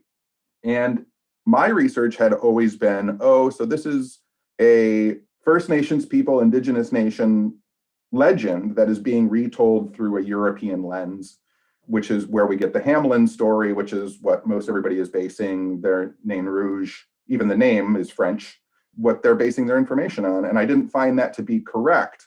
Well, I didn't ever think anything was going to come from it. And I did my ghost thing, UFO thing, kept doing my lectures, writing my books and working on shows. And then all of a sudden I saw that there was going to be a parade for the Red Dwarf in Detroit, the March de Nain Rouge. And I was like, oh, wow, like crazy. Someone is grabbing this and kind of running off with it and doing something with it. This is great. We can have like our own supernatural mascot, the way people have Mothman or the Hopkinsville Goblins. Like it's just this great thing we're going to do. And then I found out it was to kick the Red Dwarf out of Detroit. And I went crazy. And they had created a costume of this very demonic, dark red looking face with fanged teeth and pointed claws. And everything in Detroit that was going wrong with Detroit is being blamed on the Red Dwarf. And we've got to kick him out of the city. And I'm coming from the background of this is a Indigenous nation, First Nations people legend that may perhaps be talking about a trickster spirit, which is both, it's neither good nor bad, but it's not the cause of Detroit's problems. Like the cause of Detroit's problems are people. And to place the blame on a supernatural entity and then think that you're going to, and so I talked to the creators of the parade and the march and everything like that. And they said, well, it's a catharsis. We're going to get everybody mad and we'll get them whipped up into a frenzy and then everybody will go out and do good and we'll make donations in the neighborhood. And that all sounds great. But the reality is most of the people, even to this day, I go every year and I protest. I just try and pass out little pamphlets and information. I have signs that say, stop name shame and support the short, things like that. Because it's a way to start a deeper conversation with people. But I've found over the years, much like almost anything, no one who's attending the parade even knows that it's about the Red Dwarf. Right. They don't know any legend. It's usually happens the week after St. Patrick's Day. It's the last time they can get drunk and walk around in the streets and scream and have a party. And there was a band there 2 or 3 years ago, and I walked up to the marching band and I said, "How did your school allow you to do this?" And they're like, "Oh, no, we just all came in our school costumes." And I was like, "Oh, what do you think about the Red Dwarf?" And they're like, "What's that?" And I was like, "The Nain Rouge." And they were like, "Well, I don't know." And I'm like, "You see all these signs all over Nain Rouge and Red Dwarf?" They're like, "Yeah, we're just here to play music." But all of a sudden you see pictures and there's all these people marching in a marching band and floats. And it's just like almost anything, people just want to be involved in something and they don't really care what it's about. Right. In the article from 2016, you seemed a little bit organized. You had some people with you. Are people showing up with you now when you go? Or do you guys get together ahead of time and make your signs and figure out where you're going to be and how many of you there are and that sort of thing? I think the thing that's great is for the first few years I did it, I was literally by myself. So the parade was maybe 2,000 to 3,000 people. And I purposefully would march in the opposite direction. And so they would have to walk through me and I would carry my little signs, and people would get mad. They didn't know what I was doing. They thought I was just a rabble rouser, just trying to make noise. What was really funny though, is since I was one person at the time, I could walk through the entire crowd, hit a side street, run full speed, get back ahead of them, and then they'd have to pass me again because the march is about a mile long. They're walking very slow. I'm one person. Right. So throughout the course of a mile-long march, they would have to pass me 3 or 4 times, and their rage would build every single time. Like, here's this guy again? How's he getting here again? But the good thing is over the years, I passed out pamphlets and got people more information and created a website that maybe fleshed it out a little bit and did some more interviews. And now, the last time we did the march before the quarantine and everything, there were like 25 people marching with me. Oh, cool. They brought their own signs, and some of them made t-shirts and some of them made banners, and they realized we're doing something. I've talked to the people who created the march, and I said, this could very easily be switched into a celebration of Detroit's history. Instead of chasing out the Red Dwarf, we could be celebrating the Red Dwarf. The fact that we do have a city that has a past and that we have these great legends, and we could be celebrating it and have a cathartic kind of moment, but in a positive way. Instead of getting people who are drunk, worked up and screaming. I mean, people do when they see us now. People have been drinking, and so they will sometimes rip signs out of our hands and spit on us and scream at us. And that's not what you want at a parade celebrating a city. Yeah. Well, now that you have a larger group, are you still going against the parade route, or do you go with them? Do you get a spot in there? We walk with them now. Okay. Something else that's happened in the past few years, which I find immensely hysterical, is they still have this evil-looking demon red dwarf that is the kind of head of the parade. But he has a microphone. He's not really speaking. They have a PA system, but they have a pre-recorded loop of the things he's supposed to be saying into the microphone. And one of the things that he has started saying over the past 3 years is, the Red Dwarf belongs to Detroit. He should not be pushed to one person's agenda. He should not be pushed to people who want you to believe one thing when it's possible that he could be something else. These usurpers of the Red Dwarf's legend. And that has started, and it's a direct correlation to like whether or not they want to say. Again, I don't have any secrets. One of the promoters of the parade during a parade about 3 or 4 years ago, I think actually the year of the article that came out in 2016, tried to start a fist fight with me at the parade. Like pushed me, cocked his arm back. The other promoter grabbed his arm. Is this the two the law school guys that started it? Yeah, Francis Grunow. Francis is fine. Francis is a good guy. Francis understands that there can be happiness in this, but the other promoter was not happy with me. Okay. 1 year, again, whether or not they would ever admit it, 1 year they always have kind of a grand marshal of the parade. Yeah. And the year after that guy tried to punch me, the grand marshal of the parade was a group of people dressed up as the Ghostbusters. And I feel like they did that on purpose to have paranormal people up on the stage with the Red Dwarf. Oh, right. Maybe part of the argument, though, is and I can see this, at least from the article here, that Grunow is saying that, when you have problems, that people focus on a scapegoat. And that's what the purpose is here, is that it's not us.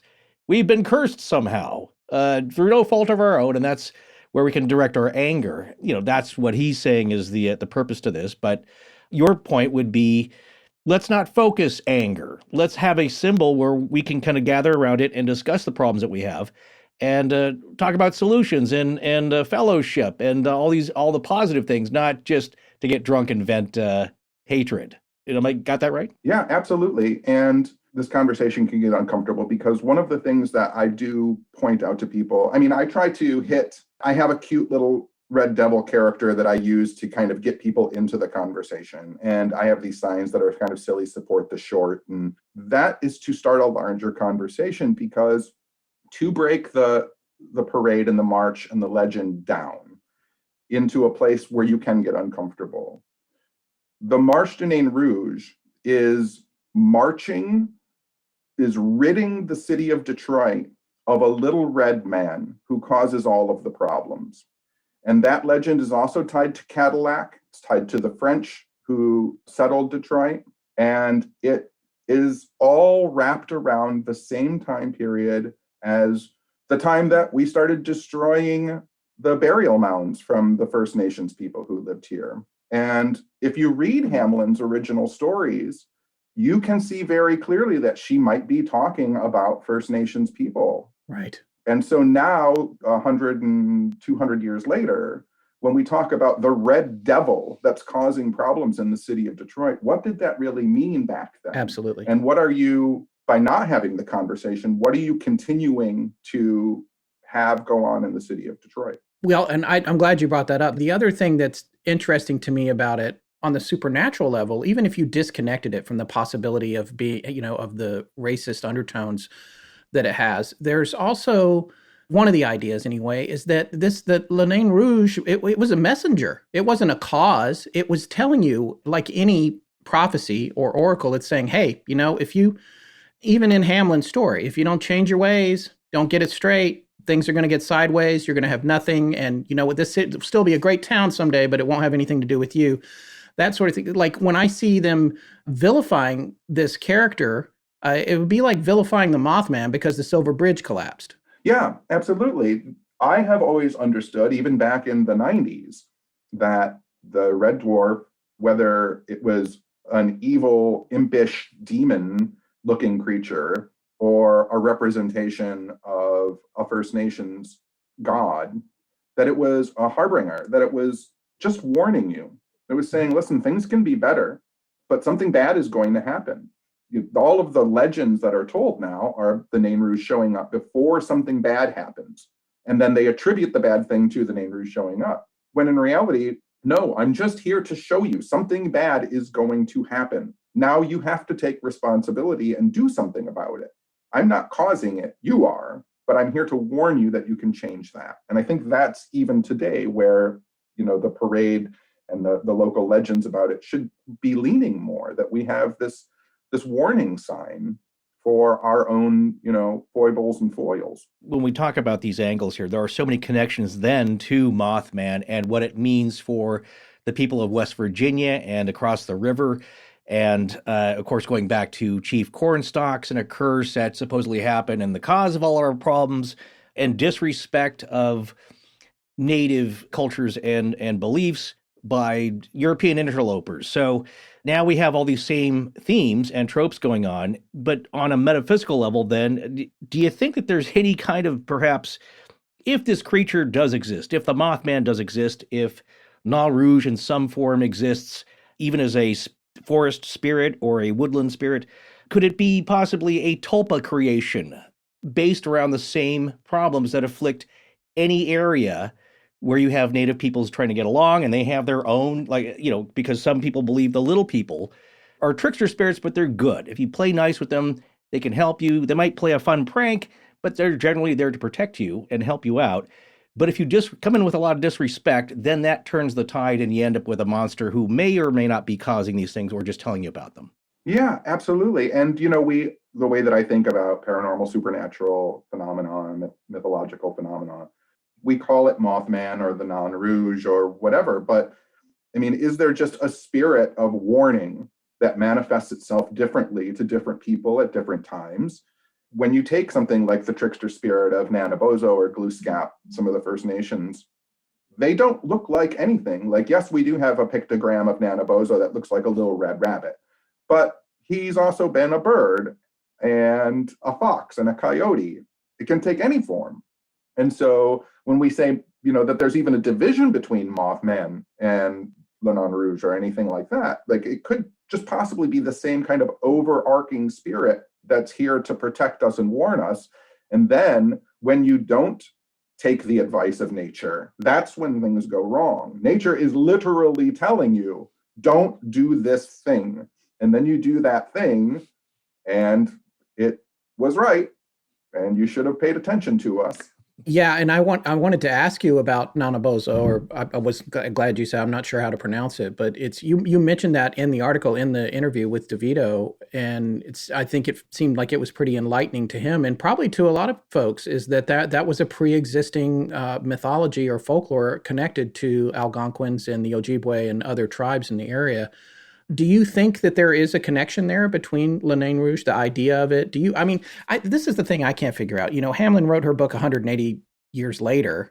It's easy to go back, and we found some stuff that even connected it by its name to Normandy 2 years prior to her book. Right. But that was the same. That one is more like almost a gremlin, the really typical gremlin, hobgoblin, simple little thing. The other characteristics associated with this seem to come more from First Nations folklore to me. Yeah, I do think that there was some kind of nature spirit here for the people who were the original inhabitants of Detroit.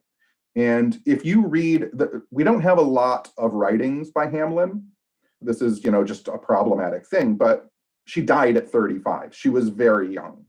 And of the few remaining writings that we have, it's easy to see that she had a French bias. Okay, so she wrote in one of her little biographies that we actually have, she was writing about herself. She says, "The old French pioneers cling with great tenacity to the traditions and customs of La Belle France. The French language is spoken in Canada with purity and elegance of the time of Louis. But after the conquest, it lost its purity by the mingling of other languages." Like, you can already see that she's mad that French isn't the dominant force in Canada, that it should be. And so the part of the legend that she writes about, when she begins writing about the legend, she talks about a fortune teller that comes to tell Cadillac that he's going to be visited by misfortune. And she describes the fortune teller as a woman of unusual height, a dark, swarthy complexion with restless, glittering eyes, strangely fashioned in garments, who spoke in a deep, sonorous voice with a slight foreign accent.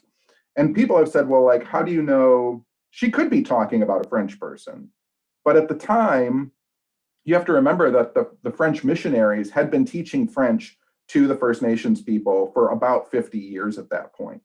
And so it's very possible that she's talking about a First Nations woman coming to this party of French people to read poems and do fortune tellings that were all very fun to them at the time. So when you do start to break that idea and legend down, there was probably some information being exchanged between the First Nations people and the French people, and it's just getting, as mythology and folklore does, it's just getting mixed up and changed and evolved. When you read that, I thought another way to look at that, because, of course, yes, who's going to actually be there in 1701? Another way you can look at it, which fits a lot of tropes coming from Europe, is that this is a Roma woman. This is, or they would, as they would call her, a gypsy woman. And very mysterious, and a gypsy fortune teller, and that whole mythology around them. And then the other thing that was interesting that we've talked about here is she performed some scrying and also some psychometry. She's holding his hand, and she looks into the liquid, the indescribable, unknowable liquid. Right. which is like Quicksilver, except it's clear. So it's like, it's all these kind of tropes built in here. And it seems like it rings, and this is what I see happening with Nain Rouge, in that it fits both native and European traditions in a very human folklore and storytelling way. So it's very much accessible and adaptable by both. Absolutely. One of the things that I wrote a little booklet pamphlet back in the 2000s about this kind of idea, but not about the Nain Rouge. The booklet that I wrote about was what happens when you blend European folklore with the First Nations and the indigenous peoples' culture in the United States. And this little booklet that I wrote was about when the French came to Canada and were talking to the First Nations people and communicating with them. And the First Nations people were talking about this great hunter, and he is enormous and he's huge and he can conquer anything that comes his way. And they don't know what these people are talking about. But the French understand that, oh, we're logging. Maybe they're talking about a giant logger. And so the French start talking about Paul Bunyan. Then all of a sudden you have, because of the European influence, this story of the great hunter that the First Nations people were talking about becomes the legend of Paul Bunyan, this giant man with this blue ox. And all of a sudden you realize when you track back on the First Nations and indigenous stories of the great hunter, they're actually talking about the constellation Orion. You have this giant hunter, and the next closest star to Orion is actually Taurus, and it's a blue star. And so you have Paul Bunyan's blue ox, which is Babe, that goes around. And so you take something that's very simple, which is we're explaining our astronomy to you and our astrology to you and our gods that are based on the stars. And the French turned it into Paul Bunyan making giant pancakes. So, the same thing is happening with the Nain Rouge, Nanabozo, whatever you want to call this creature. It's shaping and changing, which, in a tricksterish way, I'm all for. But I think when you lock it down into it's only a bad thing, that's where the trickster spirit, the metaphysical aspect of the trickster spirit, would probably become most enraged. And the other thing that's really fascinating to me about this is it's happening again right before our eyes. And now with the internet, it allows us to track these things. But even just a few decades ago, this shift that you're seeing happen right there in Detroit, that you're actually a part of trying to shine a light on, might not have happened. And then the shift would come along, and then the story would just be the new version of the story, and it would be harder and harder to find out how it all started. For sure. Since we love weird, paranormal, supernatural, metaphysical stuff, I could even place a unneeded concept into the Nain Rouge, which is, so you built up all of this kind of psychic energy and all of this thoughtful or unthoughtful action against the Nain Rouge to kick out all of the evil in Detroit. And all of a sudden, no one is on the streets in Detroit last year. Everything's gone. All these shops are closed. Everything has vanished from the streets of America. Yeah. You kicked it out. Good work. We're all in our house now. We're not allowed to leave. Good work, everyone. Good work. Congratulations. You made it happen. Yeah. That's also the meme of the deal with the devil, is that you get more than you bargained for. You make a plea, then wait a second, this is too much. It's like, well, no, we've met your terms of the bargain. You're just getting much more than you expected, which of course that's, and then of course the hero of the story has to figure out a way to trick the devil back into holding the bag, let's say. Absolutely. And, it's the metaphysical folkloric trope of don't make wishes because you'll get them. You're just not going to get them the way you want. So, John, Michigan has all these great legends and creatures and lore and UFO incursions and Bigfoot. You have the Michigan Dogman. You have Loup Garou.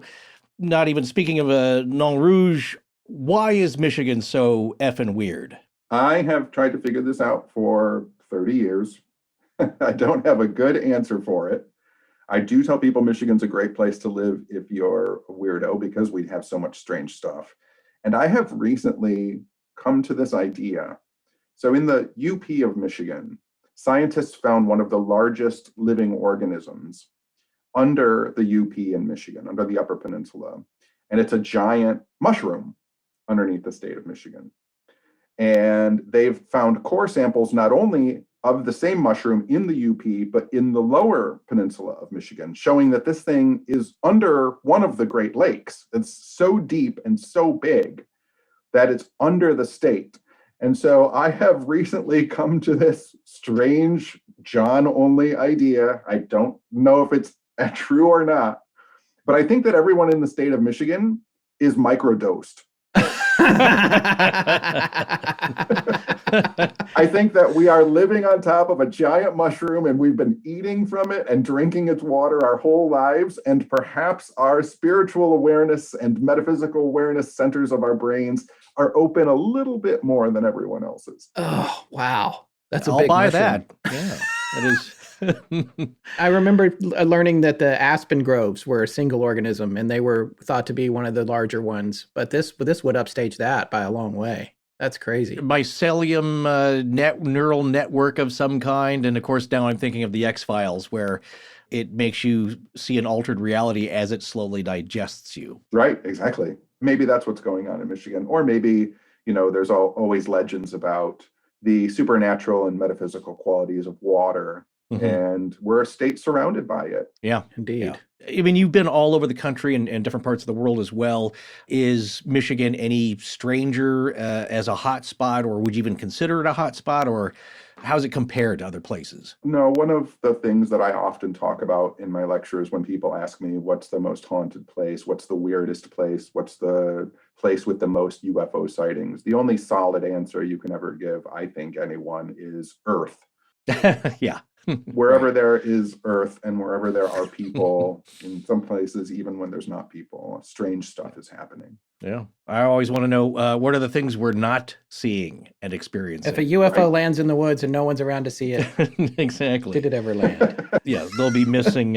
You'll see remains of it later that will be hotly debated. So. Well, John, we want to thank you so much for coming on the show, and especially it's nice to have an expert and also an interloper on the show when it comes to this legend. We don't usually get to talk to somebody who's actively involved in framing the story. We have to have John back. Yeah. I mean, this is the thing. We've been trying to think of a great reason. He's been on our good friend Rob Christofferson's show, Our Strange Skies, a few times. I've really enjoyed those conversations, and it was high time we had John on. So we'll have to we'll have to craft something to specifically bring you back. I'll give you one more little aspect about the Red Dwarf Non-Rouge that no one ever talks about. Okay. Which is obviously it's kind of meant to be a spring celebration. No one ever talks about the fact, too, that it happens right around the time of the anniversary of the Hillsdale-Dexter, Michigan 1966 UFO flap. Ooh. Which starts next week. Oh, really? March 14th. All the UFOs in Michigan, the biggest mass UFO sighting in American history. It's right around the same time. Yep. It's the kitchen sink principle. It's Point Pleasant once again. Yeah. You've got everything. Yep. The city on a river. Yeah. UFOs, yeah, monsters, yeah, the same thing. The same folkloric legend repeating itself over and over, trying to get someone to pay attention. Do you think we're living in a sim universe? I think that I say this in my lectures. If the universe has ever taught us anything, it's that the universe loves to create and in a form play.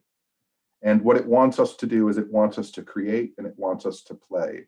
And so it taps us on the shoulder and it says, do you want to play? And if you say yes, it's going to play. And if you say no, it'll wait, but it'll tap you on the shoulder again and say, do you want to play? And it never will stop. And I think that's the lesson that we can take from the universe is create, play. I think stagnation is the enemy. Speaking of your lectures, where can our listeners find you? You understand you have a new podcast coming out soon? Yes, it's very voyeuristic. It's just me and my friend Jessica talking to each other on the phone. There's no set topic. We ramble the way that people ramble on the phones. It's called What's Up, Weirdo? It's available on all the podcast platforms. Weirdlectures.com is where there's a lot of weird information, and all of my social media is just John E.L. Tenney. That's Instagram, Twitter, Facebook, all of it. I tried to make it pretty easy. Or you can just type Weirdo Tenney into Google and follow those rabbit trails. Well, thank you so much for coming on, taking the time, especially on such short notice, John. And we absolutely do want to have you back for a broader, deeper discussion of a fun topic in the future, if you're up for it. Yeah, absolutely. Anytime. Thanks for having me. Okay, thanks again to John for coming on the show. We'll have links to all his stuff in our show notes. You guys have got to check it out. And of course, he will be back. But again, man, thanks for coming on such short notice. I wanted to come back to Nana Bozo that he mentioned, which I looked up on the Wikipedia page and I practiced. You know, it had the pronunciation spelled out there. You couldn't hear it, but I think it's Nana Baja. I think Nana Baja. Oh, yeah? I think. Yeah. Or Nana Bush is another one. Nana Bush, Nana. Isn't that a brand of shoe? I know. It that's sounds Nun like Bush. Nana Bojo. It does sound like a Led Zeppelin track. Yeah. Well, I don't know why. This is I know. Nice joke. But there's a site here that we visited before, and I know that because I recognize it. It's called native-languages.org, and it talks about Nana Baja. And this will lead into our conclusions and a little bit about what John talked about when he came on a few minutes ago. Nana Baja is the benevolent culture hero of the Anishinaabe tribes. Benevolent, I want to point that out.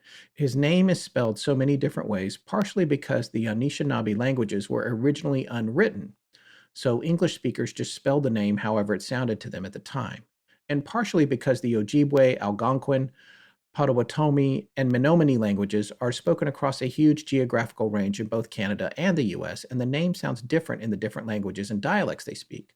The differing first letters of his name, however, have a more interesting story.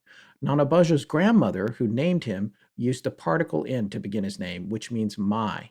Other speakers who are not Nana Baja's grandmother would normally drop this endearment and use more general prefixes W or M. So if you listen to a fluent Ojibwe speaker telling a Nana Baja story, he may refer to the culture hero as Weena Baja most of the time, but switch to calling him Nana Baja while narrating for his grandmother.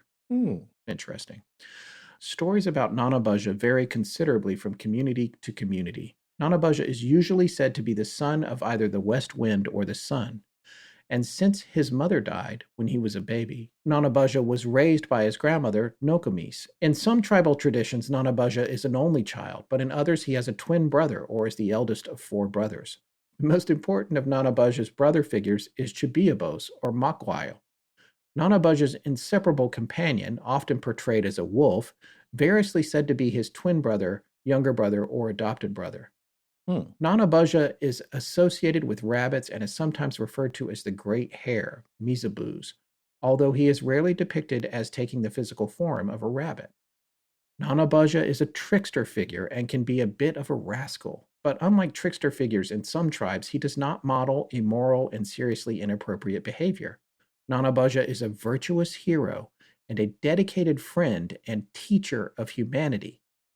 Though he may behave in mischievous, foolish, and humorous ways in the course of his teaching, Nana Baja never commits crimes or disrespects native culture and is viewed with great respect and affection by the Anishinaabe people. So, and there's a couple of stories on that page. We'll have a link to the page. But when you read about the kinds of things that Nana Baja is doing, you see the disposition here. For example, Chippewa and Ottawa Indian legends about how Nana Baja gave turtles their shells. How Manabus, again a different variation of it, slayed a man-eating giant fish.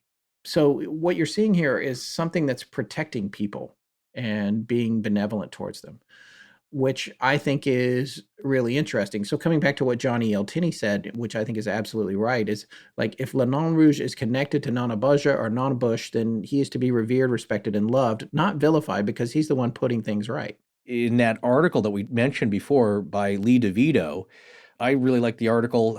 Went really in depth. It's a little longer, but that's where you get the information. It was a great article. Yeah. There's a picture of an ancient glyph on a rock, a pictograph. Yeah, which Tinney mentioned that. Yeah, that specific image. Yeah. Yeah, it's in Bon Echo Provincial Park in Ontario, Canada.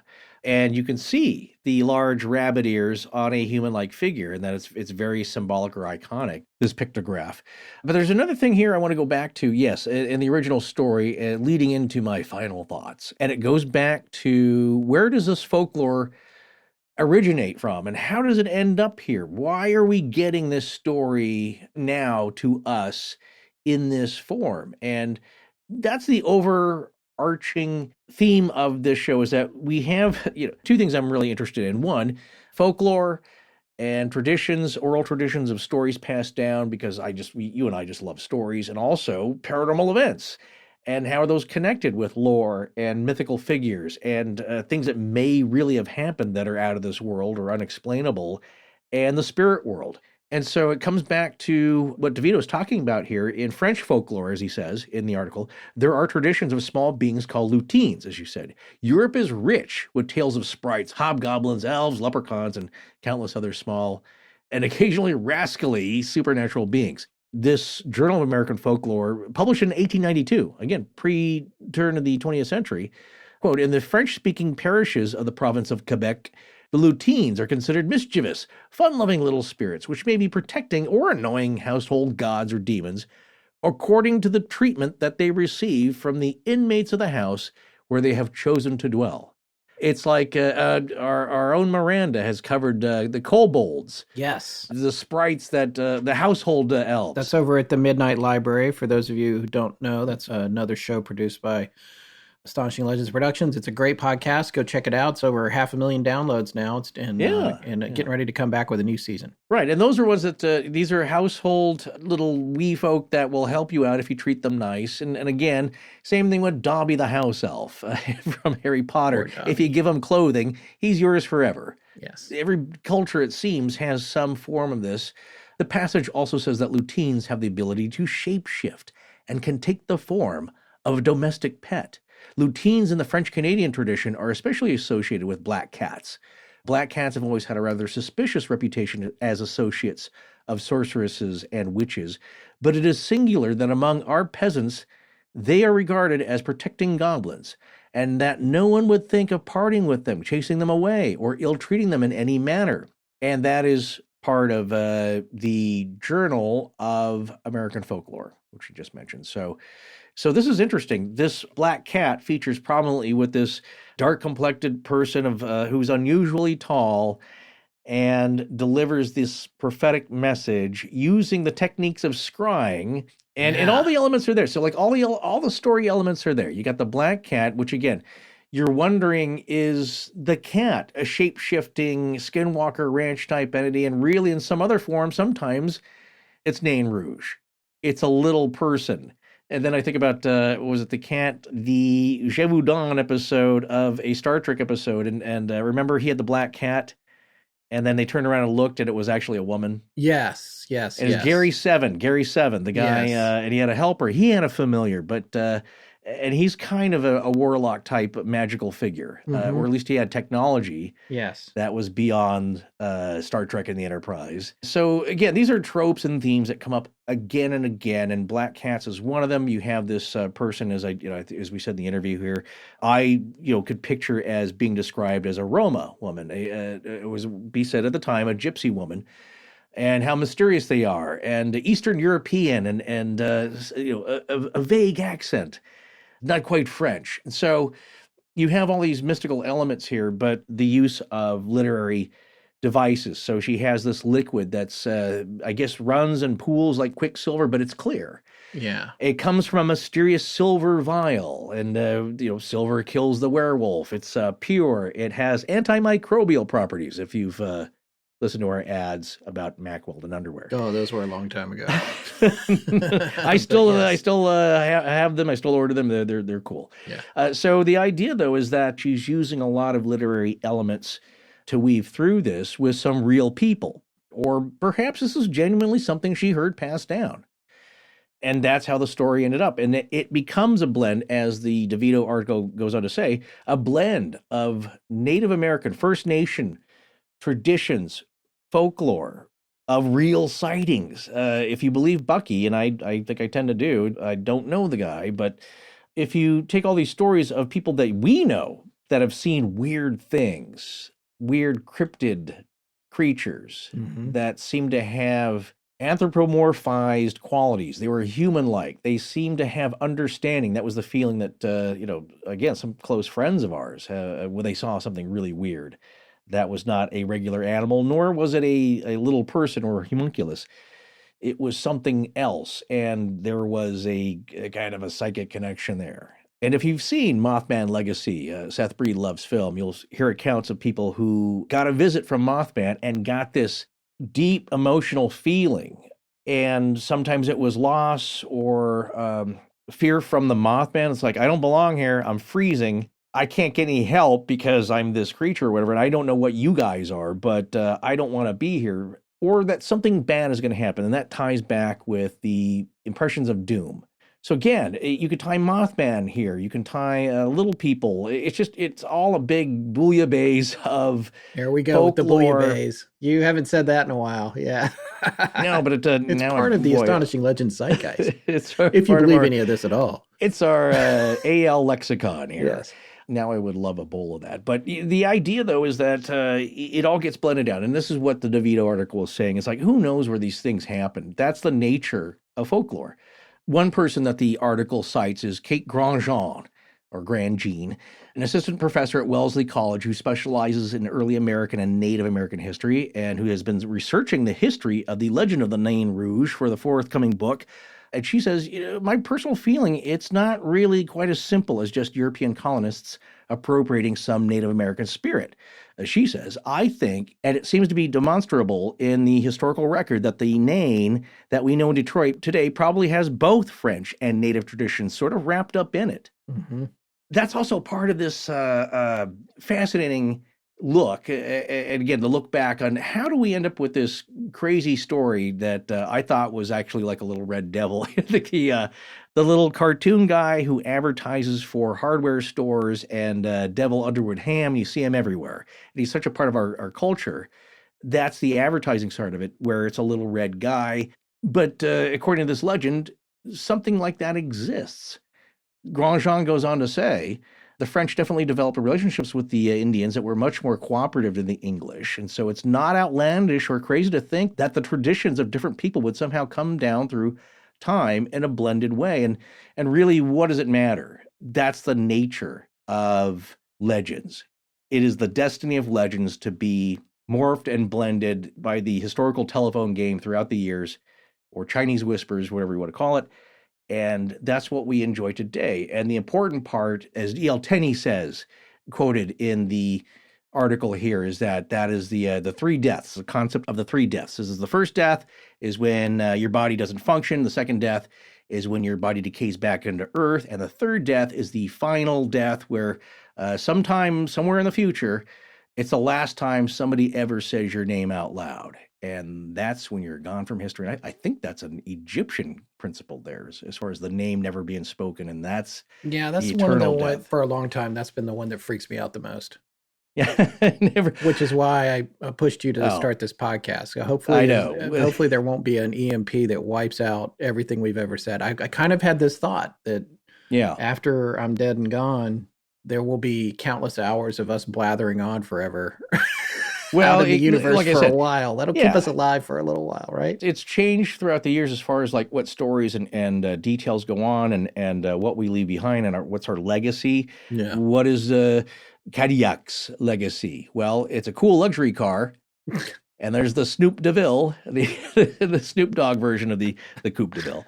And some people know about it, some people don't. It's been probably whitewashed by history, and he was like, that's an okay guy, but he filled his pockets here and there, and he wasn't all that scrupulous, and that's what his legacy is. With us, it's like there was that old saying when people were first developing. A friend of mine, his father worked on the Cray computer, and their motto was, if information doesn't exist in two different places at once, it does not exist, meaning it's so fragile. If you lose a disk, it's gone. It didn't exist. Yeah, same thing as one is none, two is one. Yeah. Yeah. Now, in terms of backups, I can't get embarrassing photos of me off the internet, try as I might. They're just there somehow that's just permanent. They're just there forever. Yeah. In light of all that, this can all go away. And so you and I should start leaving pictographs on rocks. Indeed. In a legal fashion on our own property, but something that will last because we're still seeing this. So anyway, that's kind of my wrap up here, is that this story has all the tropes and old chestnuts now, maybe 3 or 4 times in the show. And that's why it's a great story. It's a great blending of, as much as you may not like the Europeans moving in, someone was going to do it. And that's just the nature of the world. And for good or bad, that's what we're ending up with. And I think that's why it should be preserved. So I'm glad people are still in some form taking these legends and carrying on with them. And they will, like through time, evolve and morph and transmogrify. That's the first time I've said that in a while.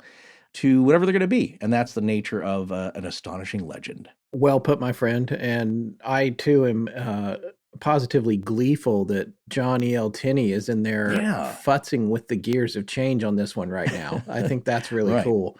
And I hope that his movement gains more power there. And in fact, you could talk me post-COVID into going up there and marching with him to support the short. But these historical shows are always so fascinating to me, especially in this modern age of information. Because there's a wide disparity between what was the prevailing narrative for decades and even centuries and what has since been discovered since the world became so digitally interconnected. So we're only temporary experts, as we used to say on the show. Historians have spent years looking into Monsieur Cadillac, and in so doing, they've uncovered what is probably more of a truth to his existence. But the stories before that truth are still part of the big picture. But today, we have the benefit of uncovering information that was kept well hidden when these events actually took place. A lot of the info that we found is, on the Cadillac database. It's probably easily challengeable, but it does appear to be well researched, and the information tracks based on our experience. But the long and short of it is that Antoine Lomé, later Antoine de la Mothe Cadillac, was a scoundrel and a schemer, in my opinion, taking advantage and laying waste to nearly everything he came in contact with, which probably is fairly consistent with a lot of opportunistic colonialist behavior. It was like a gold rush for anyone who could manage to get over to the New World. And I think it took a lot of nerve for people to pull up stakes and venture over here. It was a chance to claw your way to some kind of success because it was literally the origin of the Wild West. Like there were no rules. There was not a lot of policing and government, and it didn't matter. There was your ill-gotten gains were still gains, but the question is here, was de la Motte cursed by le Nain Rouge? Why does the legend of le Nain Rouge seem to start with him? There's no question he had a mighty downfall after crossing paths with the Red Dwarf.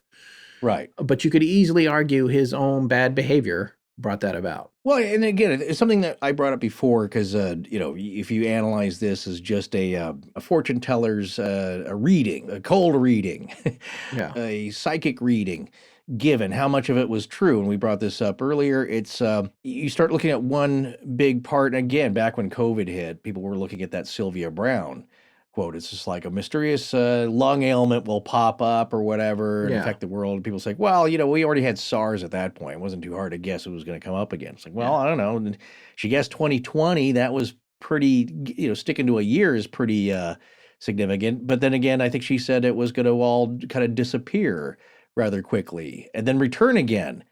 Was it 10, 20 years or whatever? So that remains to be seen. But here, this is one part that did not turn out to be true of the prophecy as told by Hamlin, unless you look at it in a different way. So she said, your name will be scarcely known in the city you founded.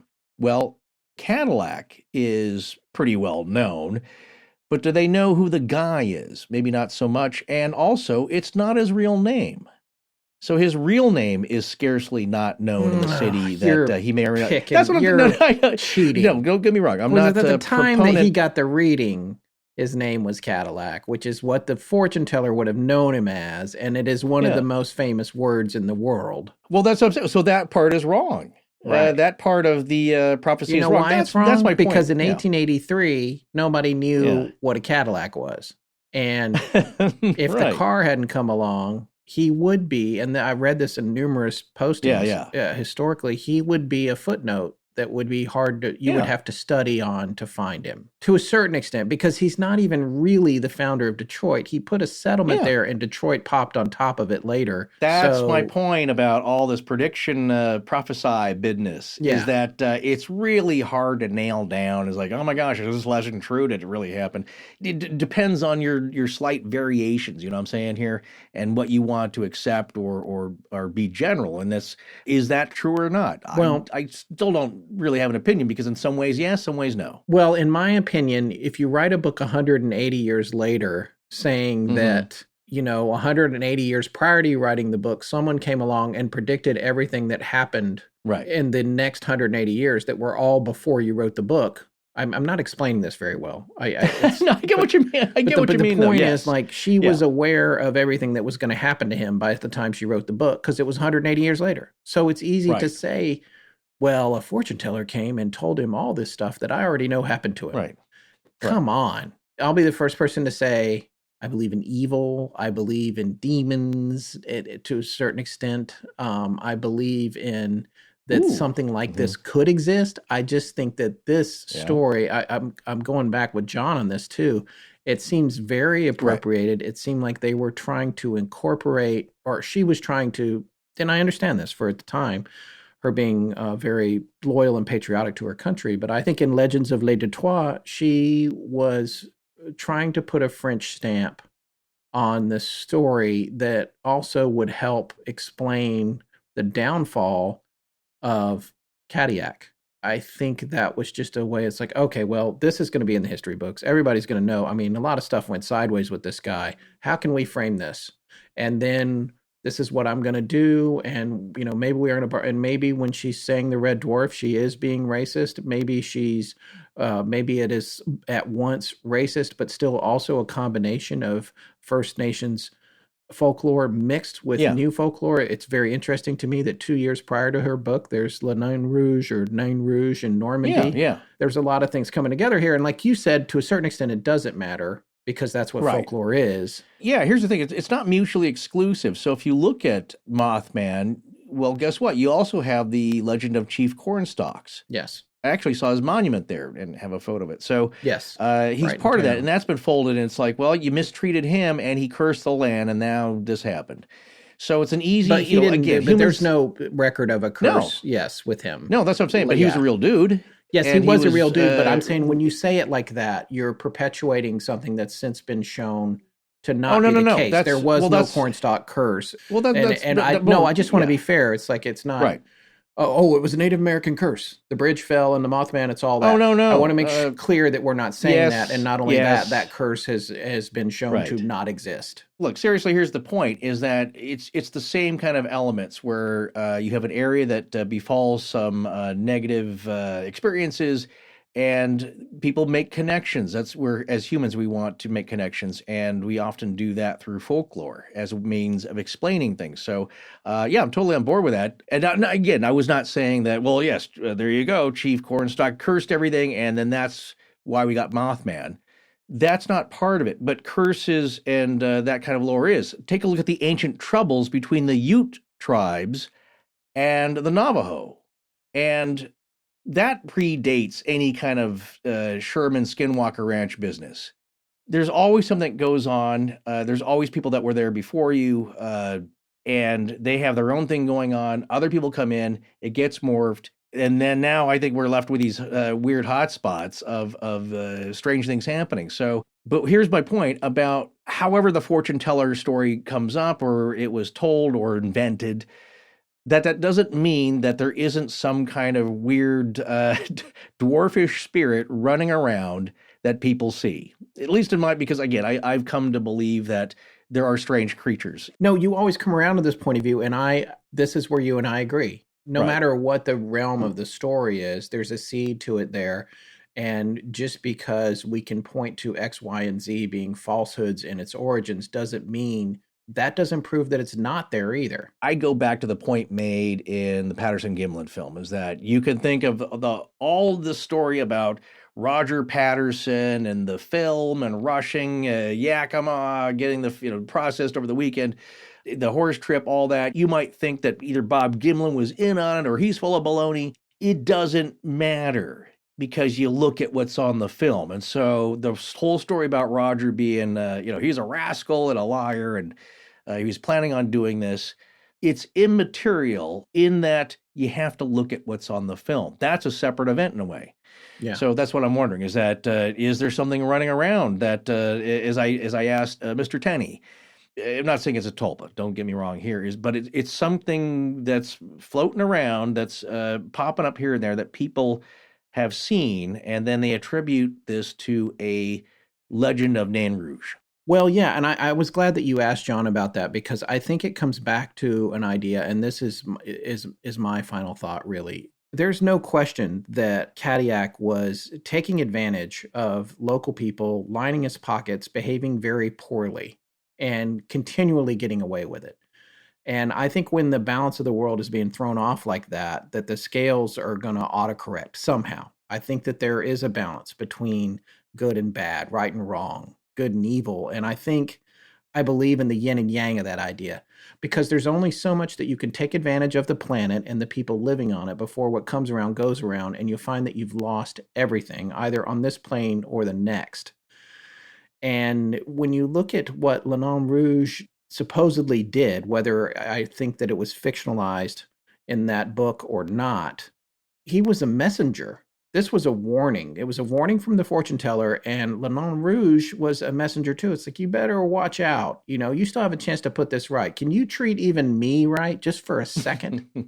And no, he couldn't. And when he didn't, he lost everything. So that, I agree with Tenney there. It's not something you should be driving out of town. It's a force for good, because you don't need people like Cadillac around. That's not going to lead to good things. And so getting him out of town is actually fixing things, in my opinion. So when I look at Nain Rouge, I see someone or something that's not a villain, but more like a hero. So the next time they have that parade and John is out there with the support the short and the signs, I think I'm going to go and stand on his side of the field.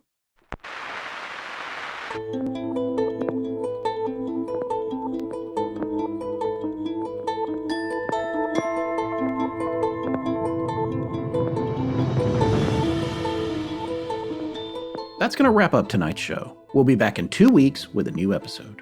Please remember to support our sponsors. They help keep the show free and the lights on in Blanket Fortiana. Special thanks to John Bolin.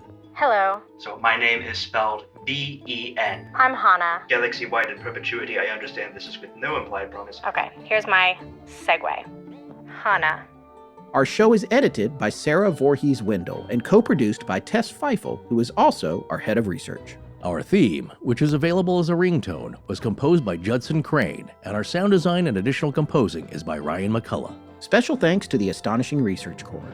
But most importantly, we want to thank you, our listeners. Visit our store at astonishinglegends.com or interact with us and other listeners on Twitter, Facebook, and Instagram. You can also support the show at patreon.com/astonishinglegends, where patrons have access to additional bonus content. No part of this show may be reproduced anywhere without permission. Copyright Astonishing Legends Productions. Good night.